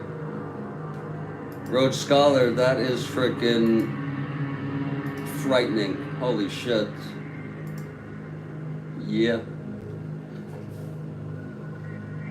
But with the passage of time, you have Merkel's boner. Okay, if you're a baseball fan, including history, you need to know about Merkel's boner. Okay, and from Merkel's boner, there are a lot of notorious bad plays in baseball, but none of them involved a fan. They won the damn game, which led to them winning the '03 series against the Yankees. This was for the pennant. Fred Merkel and the boner. And you can go and read about it. You can read to your heart's content about it. They were unraveling, if Rhodes Scholar recalls. But the Bartman interference and Alou's reaction really set it ablaze. Cubs curse continued. What was the reaction of Moises Alou, if I may ask? And I'll be getting back to this ball game very, very shortly. What was the reaction?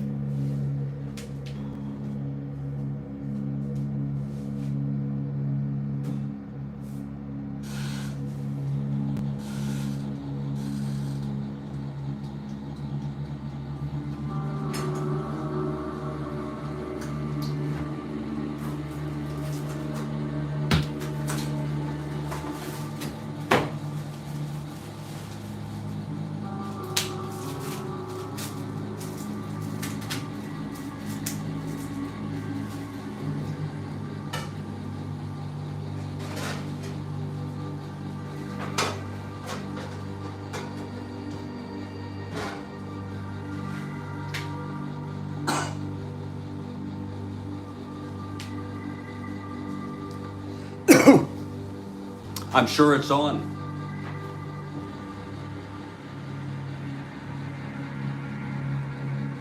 David asks, wasn't there even a mention of Fred Merkel's boner on his tombstone? You know, I'm gonna search find a grave, which is sometimes very reliable. He's long gone. Here it is. Here's Fred Merkel, find a grave. Oh shit. I don't think so, but it's hard to read the bottom of this.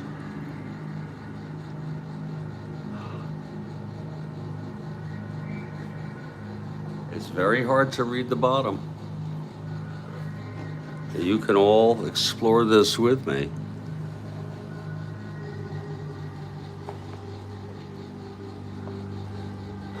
He died 2 years older than me, age 67 in Daytona, and he's buried in Daytona. I can't see here on the, this is not very big, and I can't read this. What I could do is try to save it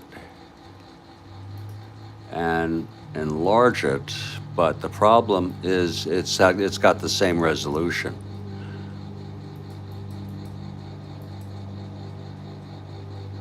That's impossible for me to read.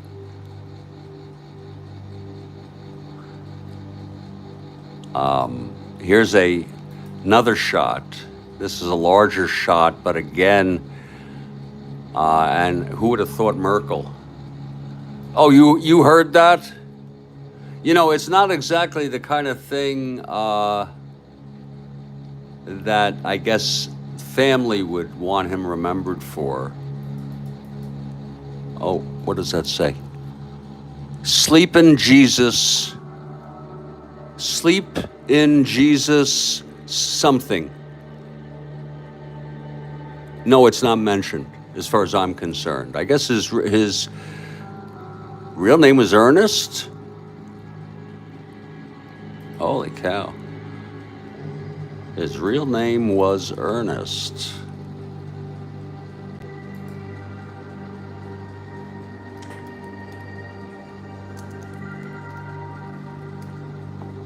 Poor guy. Frederick Charles Merkel.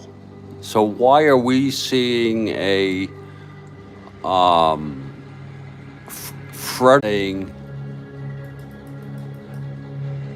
Ernest? Okay. So this may be unreliable.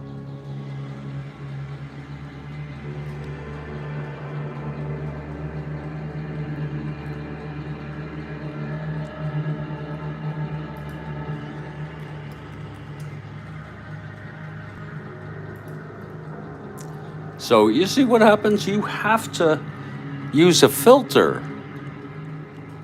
Karl Friedrich Rudolf Merkel. Rudolf Frederick Rudolph. So I don't know. I really don't know. And by the way, it was also a controversial play.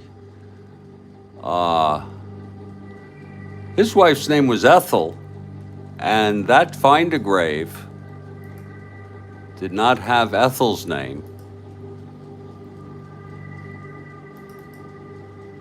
That has, or does it? Amelia. So I bet you this is the wrong grave. So there's still a chance you could be right, David. This makes no sense, none of it. Merkel dying in 1927. No, he died later, I think, or maybe he did. He died, 56.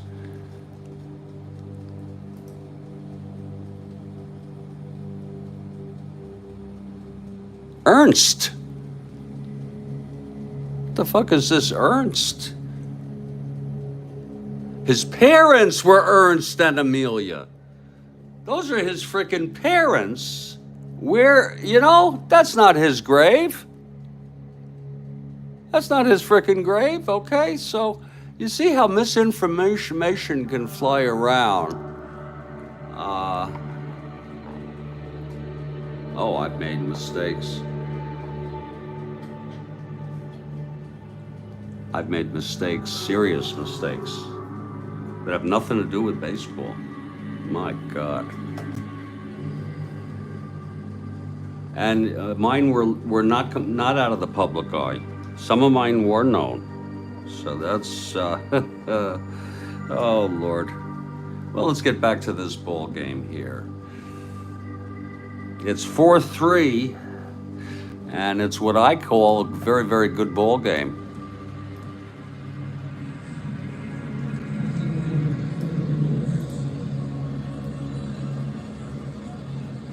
McNally starting his 7th inning. This will be his first endurance.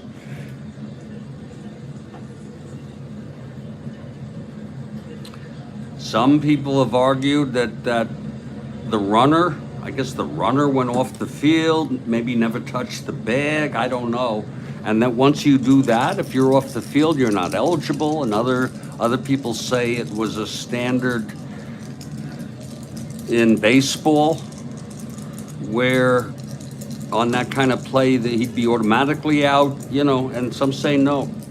Well, here's Stange. Sox staying with Stange.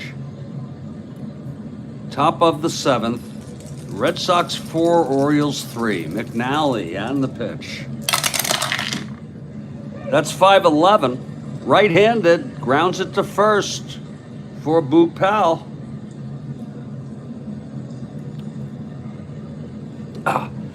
Boog. 3-8. That's a reroll.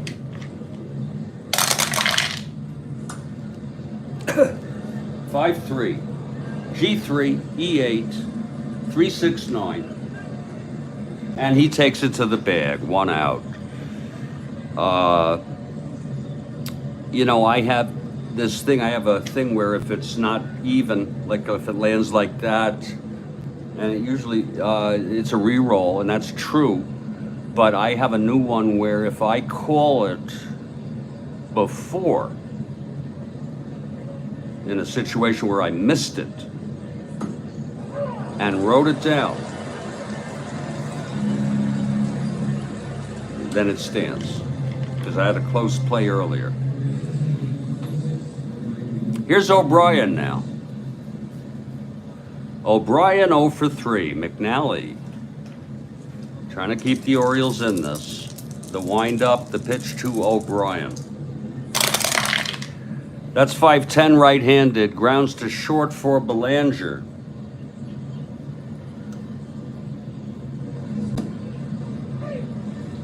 .226. 226.82. G2. E26.467. And he throws him out. 2 away. And Mike Andrews 2 for 3. Andrews been hitting up a storm lately.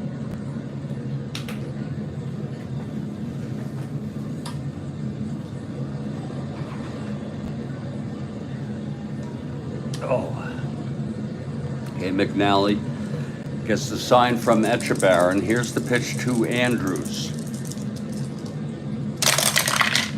1-2, left-handed, grounds it to third for Brooks. And he throws to Powell, and the side is retired. And it's the 7th inning stretch. No biggie. Stange will come out in his 2nd endurance inning. McNally retired the side in order in his 1st in the top of the 7th. And it'll be the top of the Orioles order.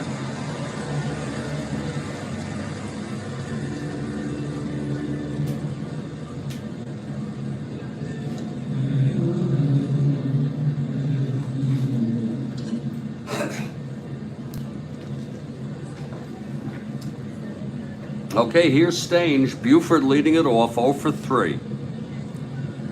Switch hitter batting left.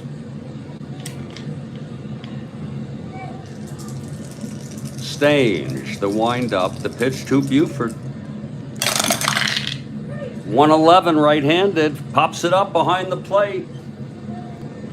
Gibson makes the catch, one away. And Buford is 0 for 4. Now Paul Blair. Blair 1 for 3 today.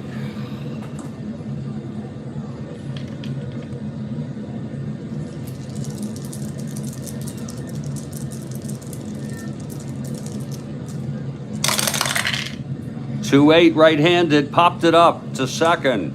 And Andrews makes the catch, 2 outs.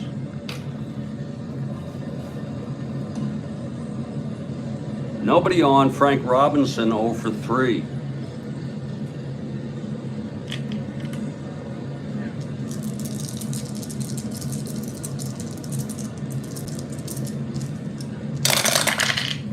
That's 111 right-handed. That's going to be a ballpark. Whoa, but it's a 17 right-handed in Baltimore. And it is a long fly out to Yastrzemski. I think that's the second time that might have happened. I think Buford hit a long one. Let's look at that again. Side retired by Stange. A 111 right-handed ballpark. Full ballpark. Right-handed hitter in Baltimore. And that is a 1-7 gone. It was a 17. And the side is retired. Kathy Harden for the Orioles, she said, never the Red Sox. 1, 2, 3 for Stange. We're heading to the 8th.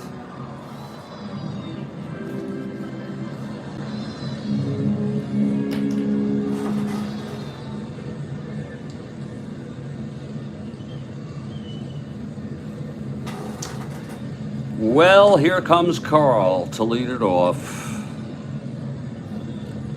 He has exploded in September with home runs. Hit one today, of course. Here's McNally. And the pitch to Karl. 4-5 left-handed, grounds it to second. And Johnson fields it, throws to Powell, one away. Now Reggie Smith.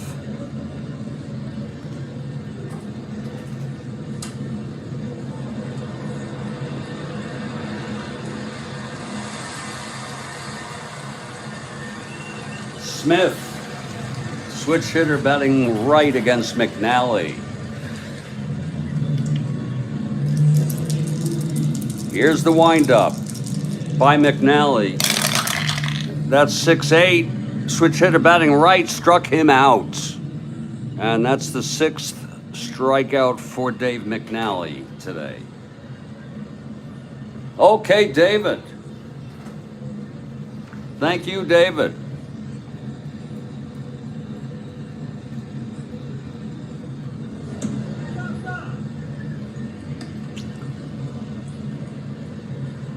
And it's 2 outs, nobody on. Rico is the batter.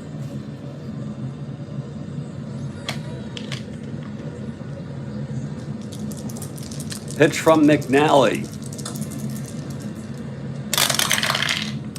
That's 3-7. Left-handed, walked him. That's the 3rd walk given up by McNally today. He has struck out 6, allowed 4 runs on 6 hits. Rico on first with 2 down. Here's Tony.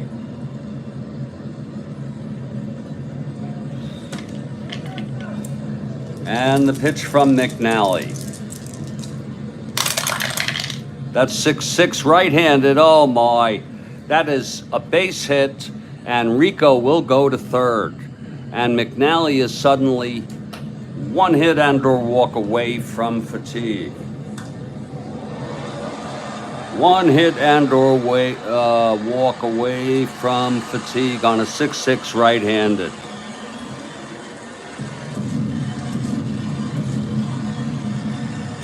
Oh, Lord, there's action, and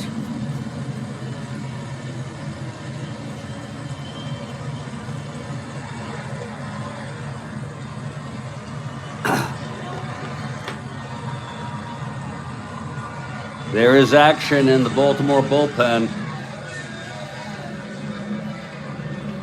Dick Hall is warming. Dick Hall.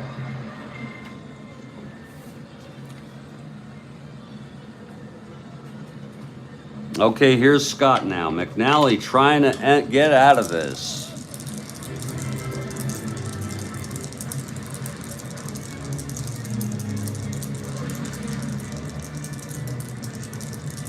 And here's the pitch to Scott. 6-8 right-handed, struck him out.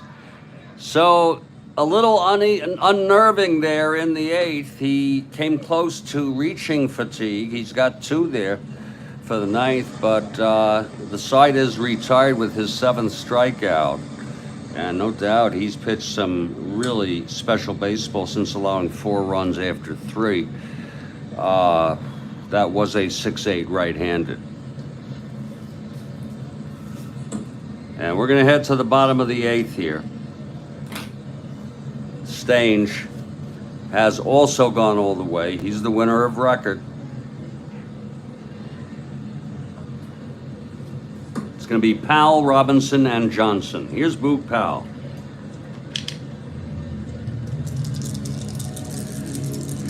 The pitch from Stange. 5-7 left-handed, grounds it to second. That's for Andrews. Andrews 224. 224, 1-2 single. Let's see if he boots it. 5-8-10 E24. And no, it's just a nice base hit by Boog, his 3rd single of the ball game. And here comes Brooks Robinson. Lord.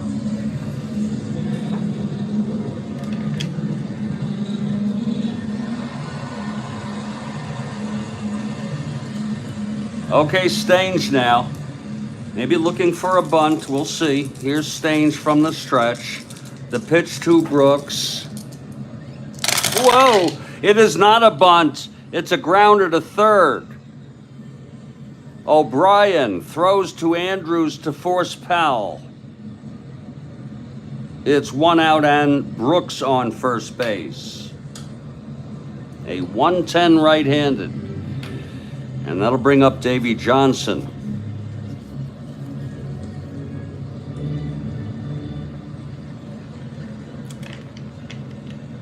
Lyle is warming in the bullpen for the Red Sox. He is sufficiently rested. Here's Stange. Pitch to Johnson. That's going to be 3-6 right-handed. Fly ball left for Yastrzemski. And that's 2 outs. And that'll bring up Andrew Etchebarren in a non-clutch situation.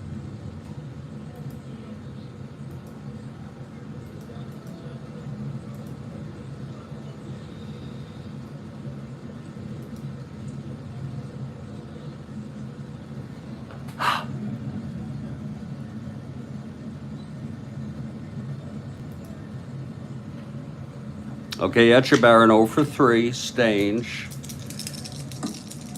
And the pitch. 3-5 right-handed, walked him.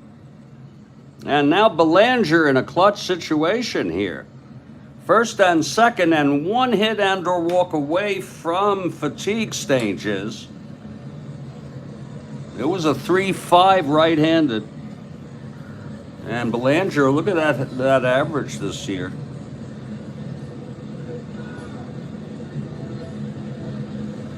Belanger steps in. First and second, 2 outs. Brooks on second, the tying run. Stange. And the pitch to Belanger. 4-7 right-handed, struck him out. Oh, swinging. That's the 4th for Stange, and boy, It's been unnerving here today. A 4-7 right-handed struck him out without fatigue. Both pitchers allowed a walk and a single in an endurance inning when fresh. We've gone 8. We're heading to the top of the 9th. It will be McNally. And then there'll be a pinch hitter for McNally in the bottom of the 9th. I imagine there'll be a pinch hitter for Lyle as for Stange, I'm sorry. Oh, well, they're winning. No, Stange will hit. And I'm going to take a little break, folks. Jeffrey Guterman, it's been quite a ball game. And thanks for the discussion today. I've really enjoyed some of those ideas that we were sharing earlier. I'll be back in just about 3 minutes.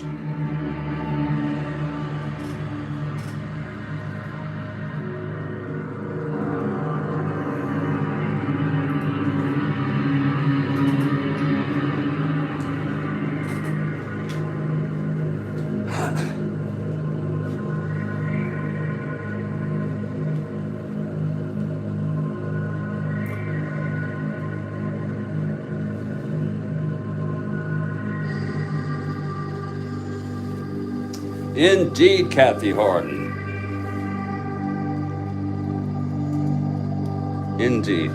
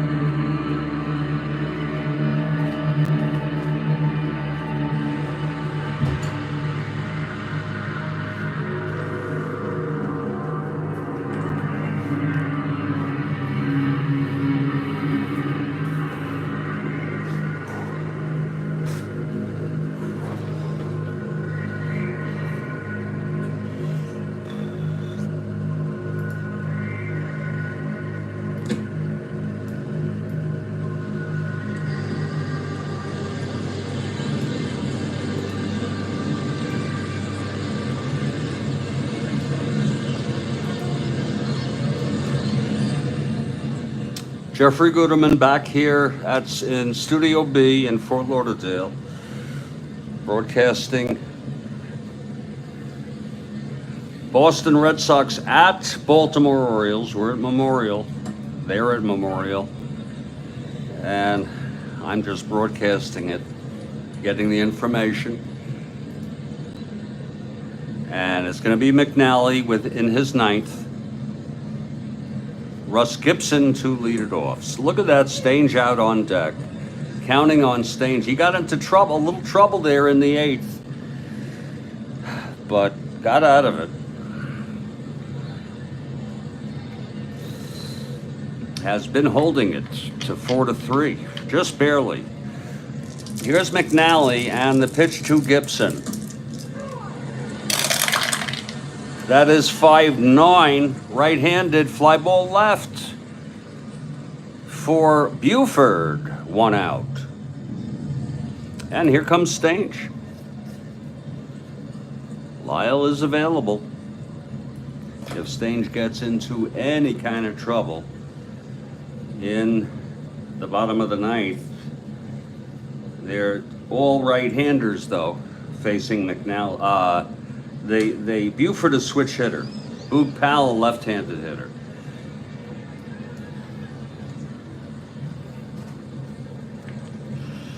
Here's McNally now. Gets the sign from Echebarren and the pitch to Stange. That is a 1-5 left-handed, struck him out. Well, I guess we could expect that of the pitcher. 2 down. And Sid O'Brien 0 for 4 off McNally today.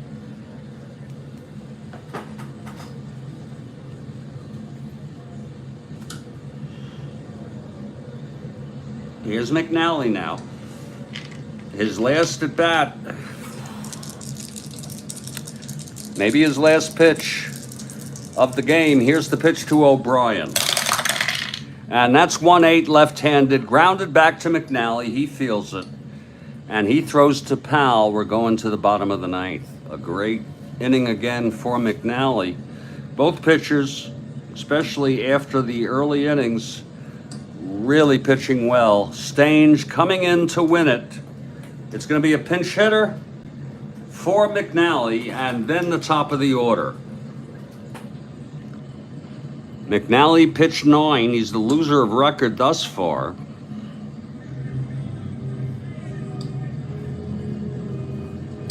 Seven hits. 4 walks, 8 strikeouts, and 4 earned runs. And Hall is available. And actually now, so is Reichert. Hall and Reichert are warming. I could have went with Watt, but I already said Reichert is warming. Let's see who's hitting against the right-hander Stange. And they got a good bench. They got a very good bench. For the most part, or at least they have a couple of people who can hit the ball. And it's going to be Kurt Motton. Kurt Motton, right-handed hitter. He hit a .303, only had 89 at bats. And Motton is approaching the batter's box. And he's a 1-15. B. Okay, Stange. The windup and the pitch to Motton, I'm sorry. And that's 3-8 right-handed, walked him. So there we go, Motton is on, he's the tying run. One more hit and or walk, Stange is fatigued.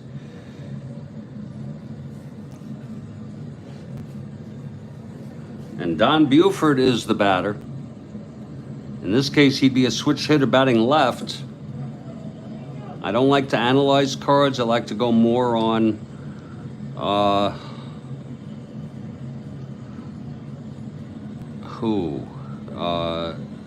such a tough call. We're going to let him face Buford. Lyle is available. Here's Stange from the stretch. And the pitch.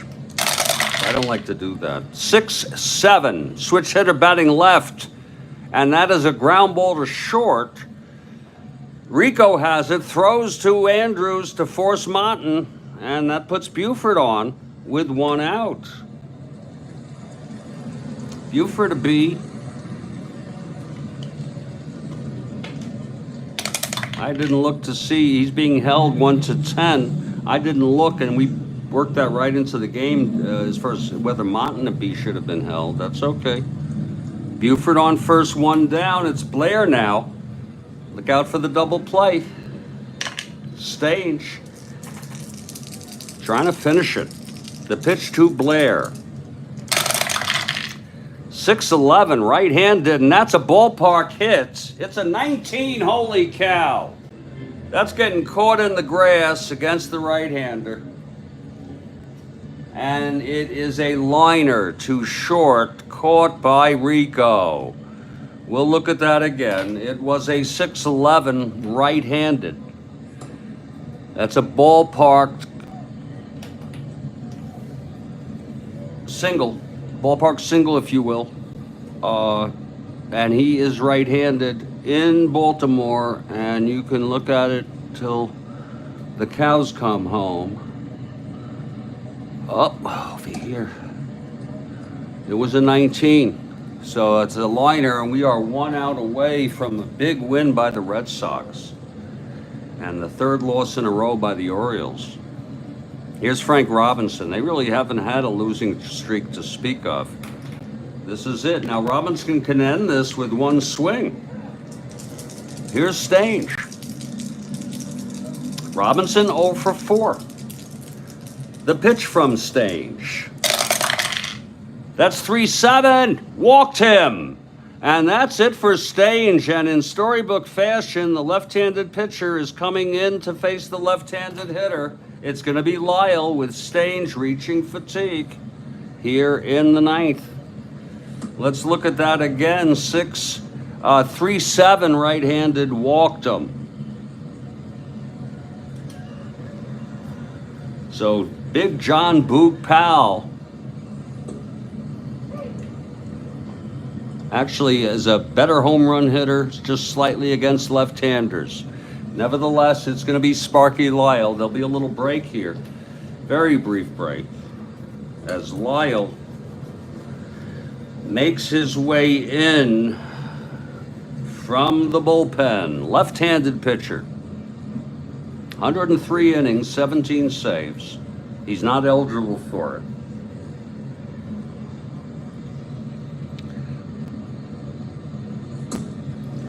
Stange pitched 8 2/3. The game is on the line. 6 hits. He really pitched well. 6 walks. He struck out 4 and allowed 3. He's the winner of record, but responsible for first and second, 2 outs. Wait a minute. 1 out, 2 outs. 2 outs, clutch situation. Lyle will take his warm-ups now. It's a clutch situation for Powell. Lefty. He has no clutch option on his card. That could be good or bad. Powell 3 for 3. All singles. He went to second on an error by O'Brien, and he walked. He's been perfect today, if you will. Lyle now finishing up his warm-ups.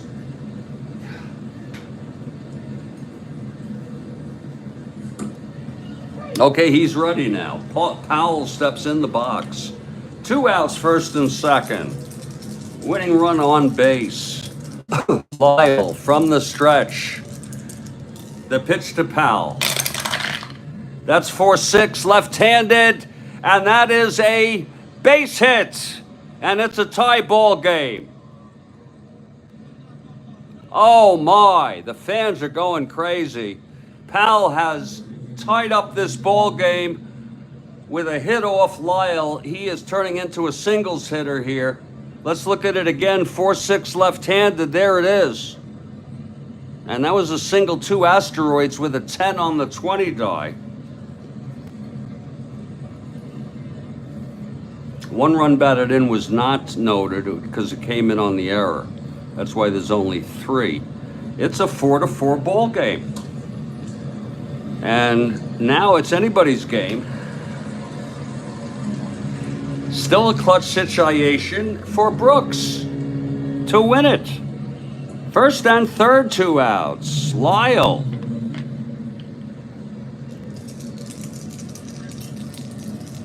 The pitch to Brooks. 6'5", right-handed, grounds it to short. Rico has it, throws it over to Scott, and we're going to extra innings. It was a 6'5" right-handed. How do you like that? The Orioles, what a team they are. Coming back with a run in the bottom of the 9th.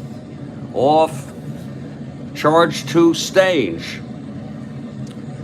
He ends up allowing 3 earned, 1 unearned, and it's anybody's ball game right now. Anybody's frickin' ball game.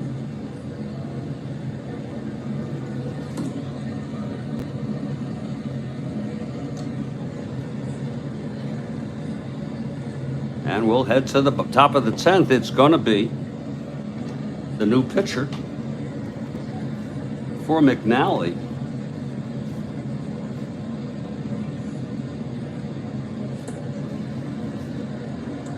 Pete Reichert. They're going to try to have a left-hander in there against Karl.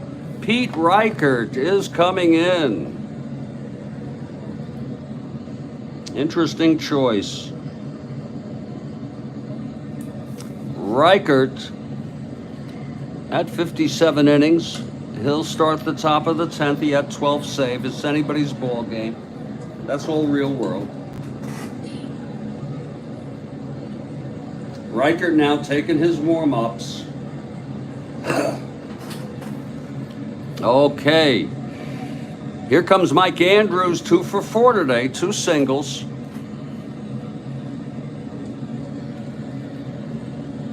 Andrews steps into the box here.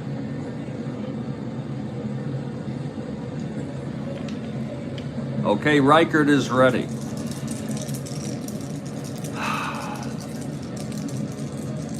And the pitch to Andrews. That's 3-6 left-handed. And there's a base hit by Andrews to lead it off. And he's 3 for 5. I said earlier, he has really been hitting.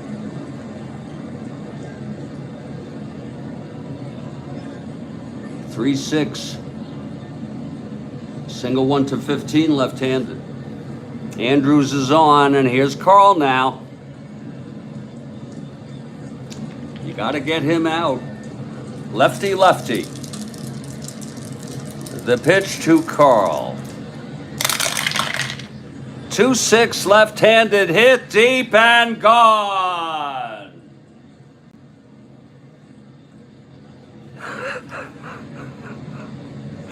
Karl Yastrzemski with his second frickin' home run of the ball game. That's crazy. He's been hitting, folks, if you've been following him, my Lord, that's his 44th. Holy shit. If you don't mind, let me enter that. Oh, Lord. It just won't stop. He's tied with Killebrew now for 4th. Hunter Jackson leads with 52, Howard with 49.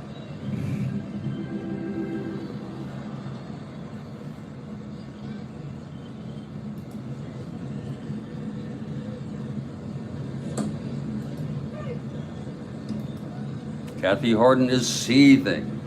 Kathy, I just can't believe it. It was a 2-6 left-handed. There it is, home run clean. No ballpark, no nothing. 1 to 10, it was a 2. Unbelievable.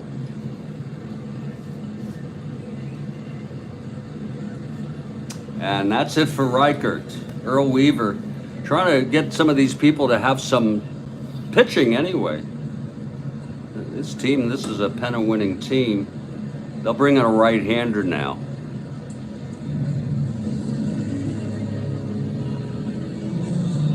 And it's a 6-4 ball game. Let's see who's coming in. They're going to bring in one of their better people, only because they have not. It's going to be Dick Hall, who was warming, hasn't seen much action lately, and you need to do that. So they're not worried. They're not going to panic or anything like that. It's just one of those things that can happen. Better if that they get a losing streak out of their system now, Kathy Harden, than in October.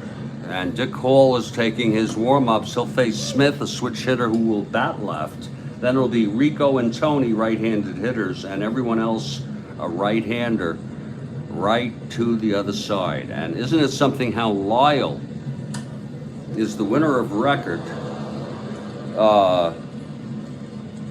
despite allowing the base hit that brought in the tying run.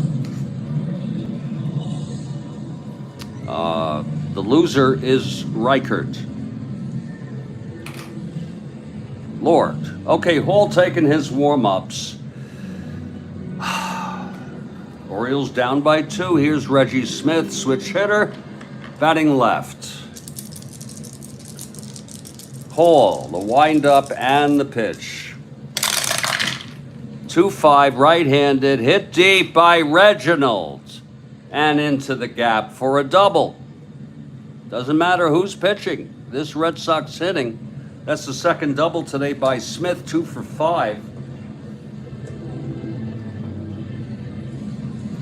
He had a 3-run double in the third, which sure made up for his 2-base error that brought in a run in the fourth.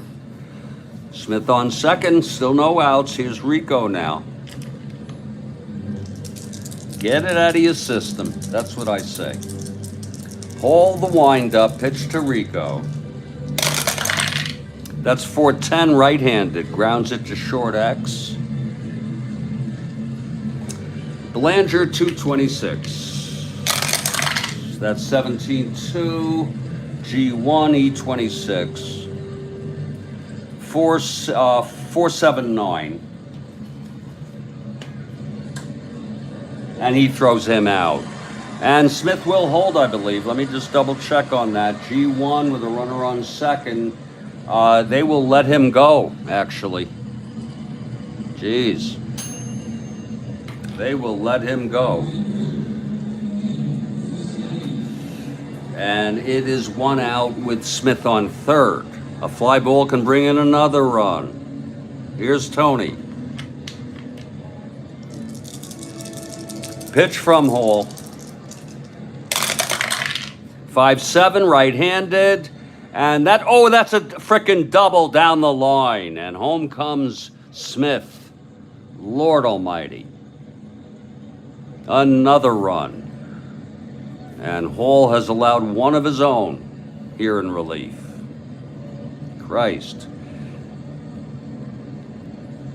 It is 7-4.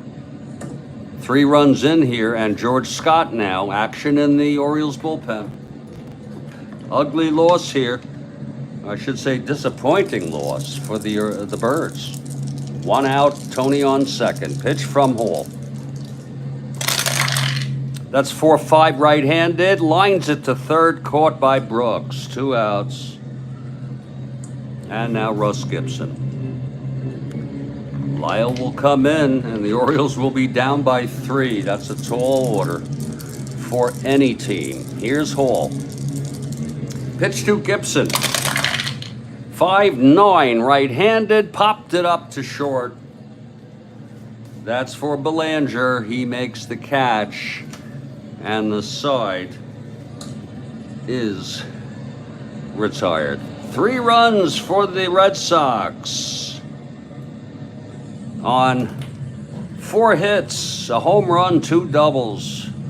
Yastrzemski's second home run of the ball game, a 2-run blast. We're heading to the bottom of the 10th. It's Lyle coming out. It's 7-4 Boston over Baltimore. Lyle will be the pitcher to win it.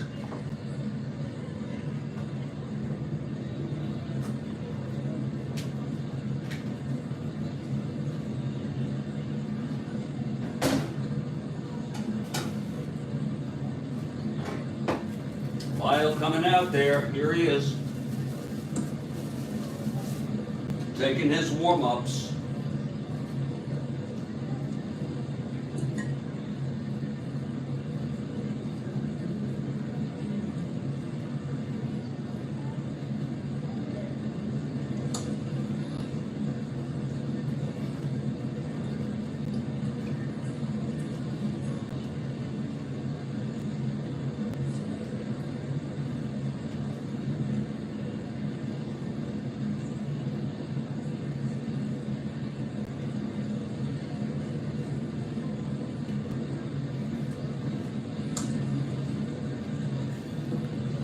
Lord. Okay, Lyle is ready here. Orioles down by 3. Here's Davy Johnson to lead it off. It'll be Johnson, Etchebarren, and Belanger. Bottom of the order. Lyle throws an inside pitch for ball 1 to Davy Johnson.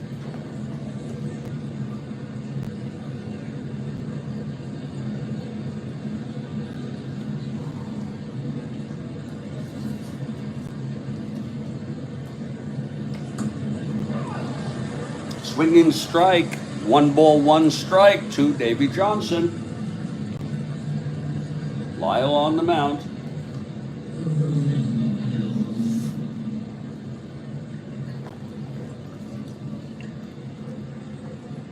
Oh. Okay, here's Lyle now. Wind up and the pitch to Johnson. That's 110, left-handed. Fly ball left field for Yastrzemski. 1 down.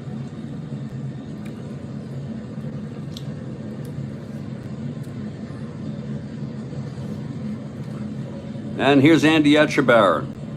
Andy 0 for 3 on a walk. Belanger out on deck.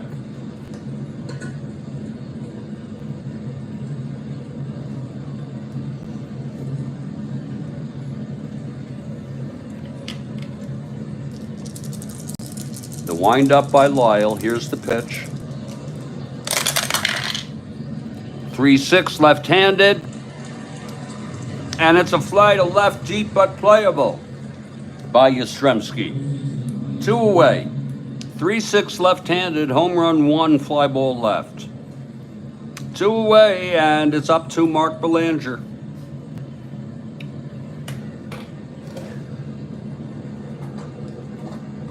Orioles are about to lose their 3rd game in a row. They really haven't had a losing streak to speak of this year.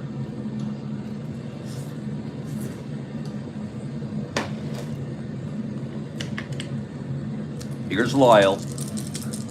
And the pitch to Belanger.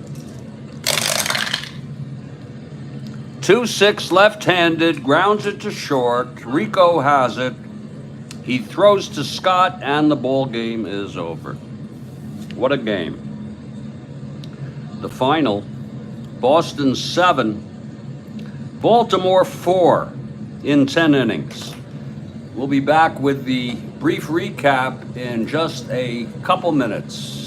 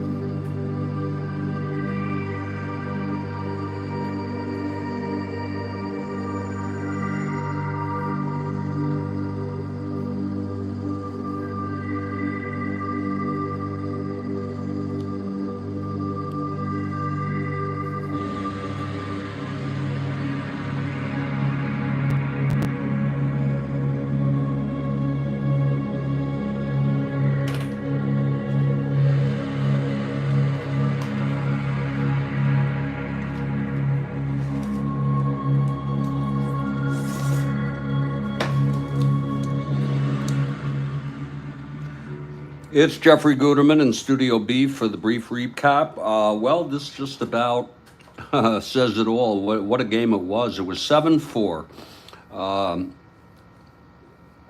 And, well, it was an interesting game. Let me just put it that way. Orioles tied it up in the bottom of the ninth after trailing 4-3 for basically the whole game after the third. That run was a single by Powell, who had was 4-for-4 with a walk today. A big clutch single to bring Buford home. And then in the top of the 10th, Reichert in for McNally allowed 2 runs. He allowed a 2-run home run to Karl, his second of the game. I don't know how many he's had in the last 10 games, Kathy, but it happens. And it's kind of cool.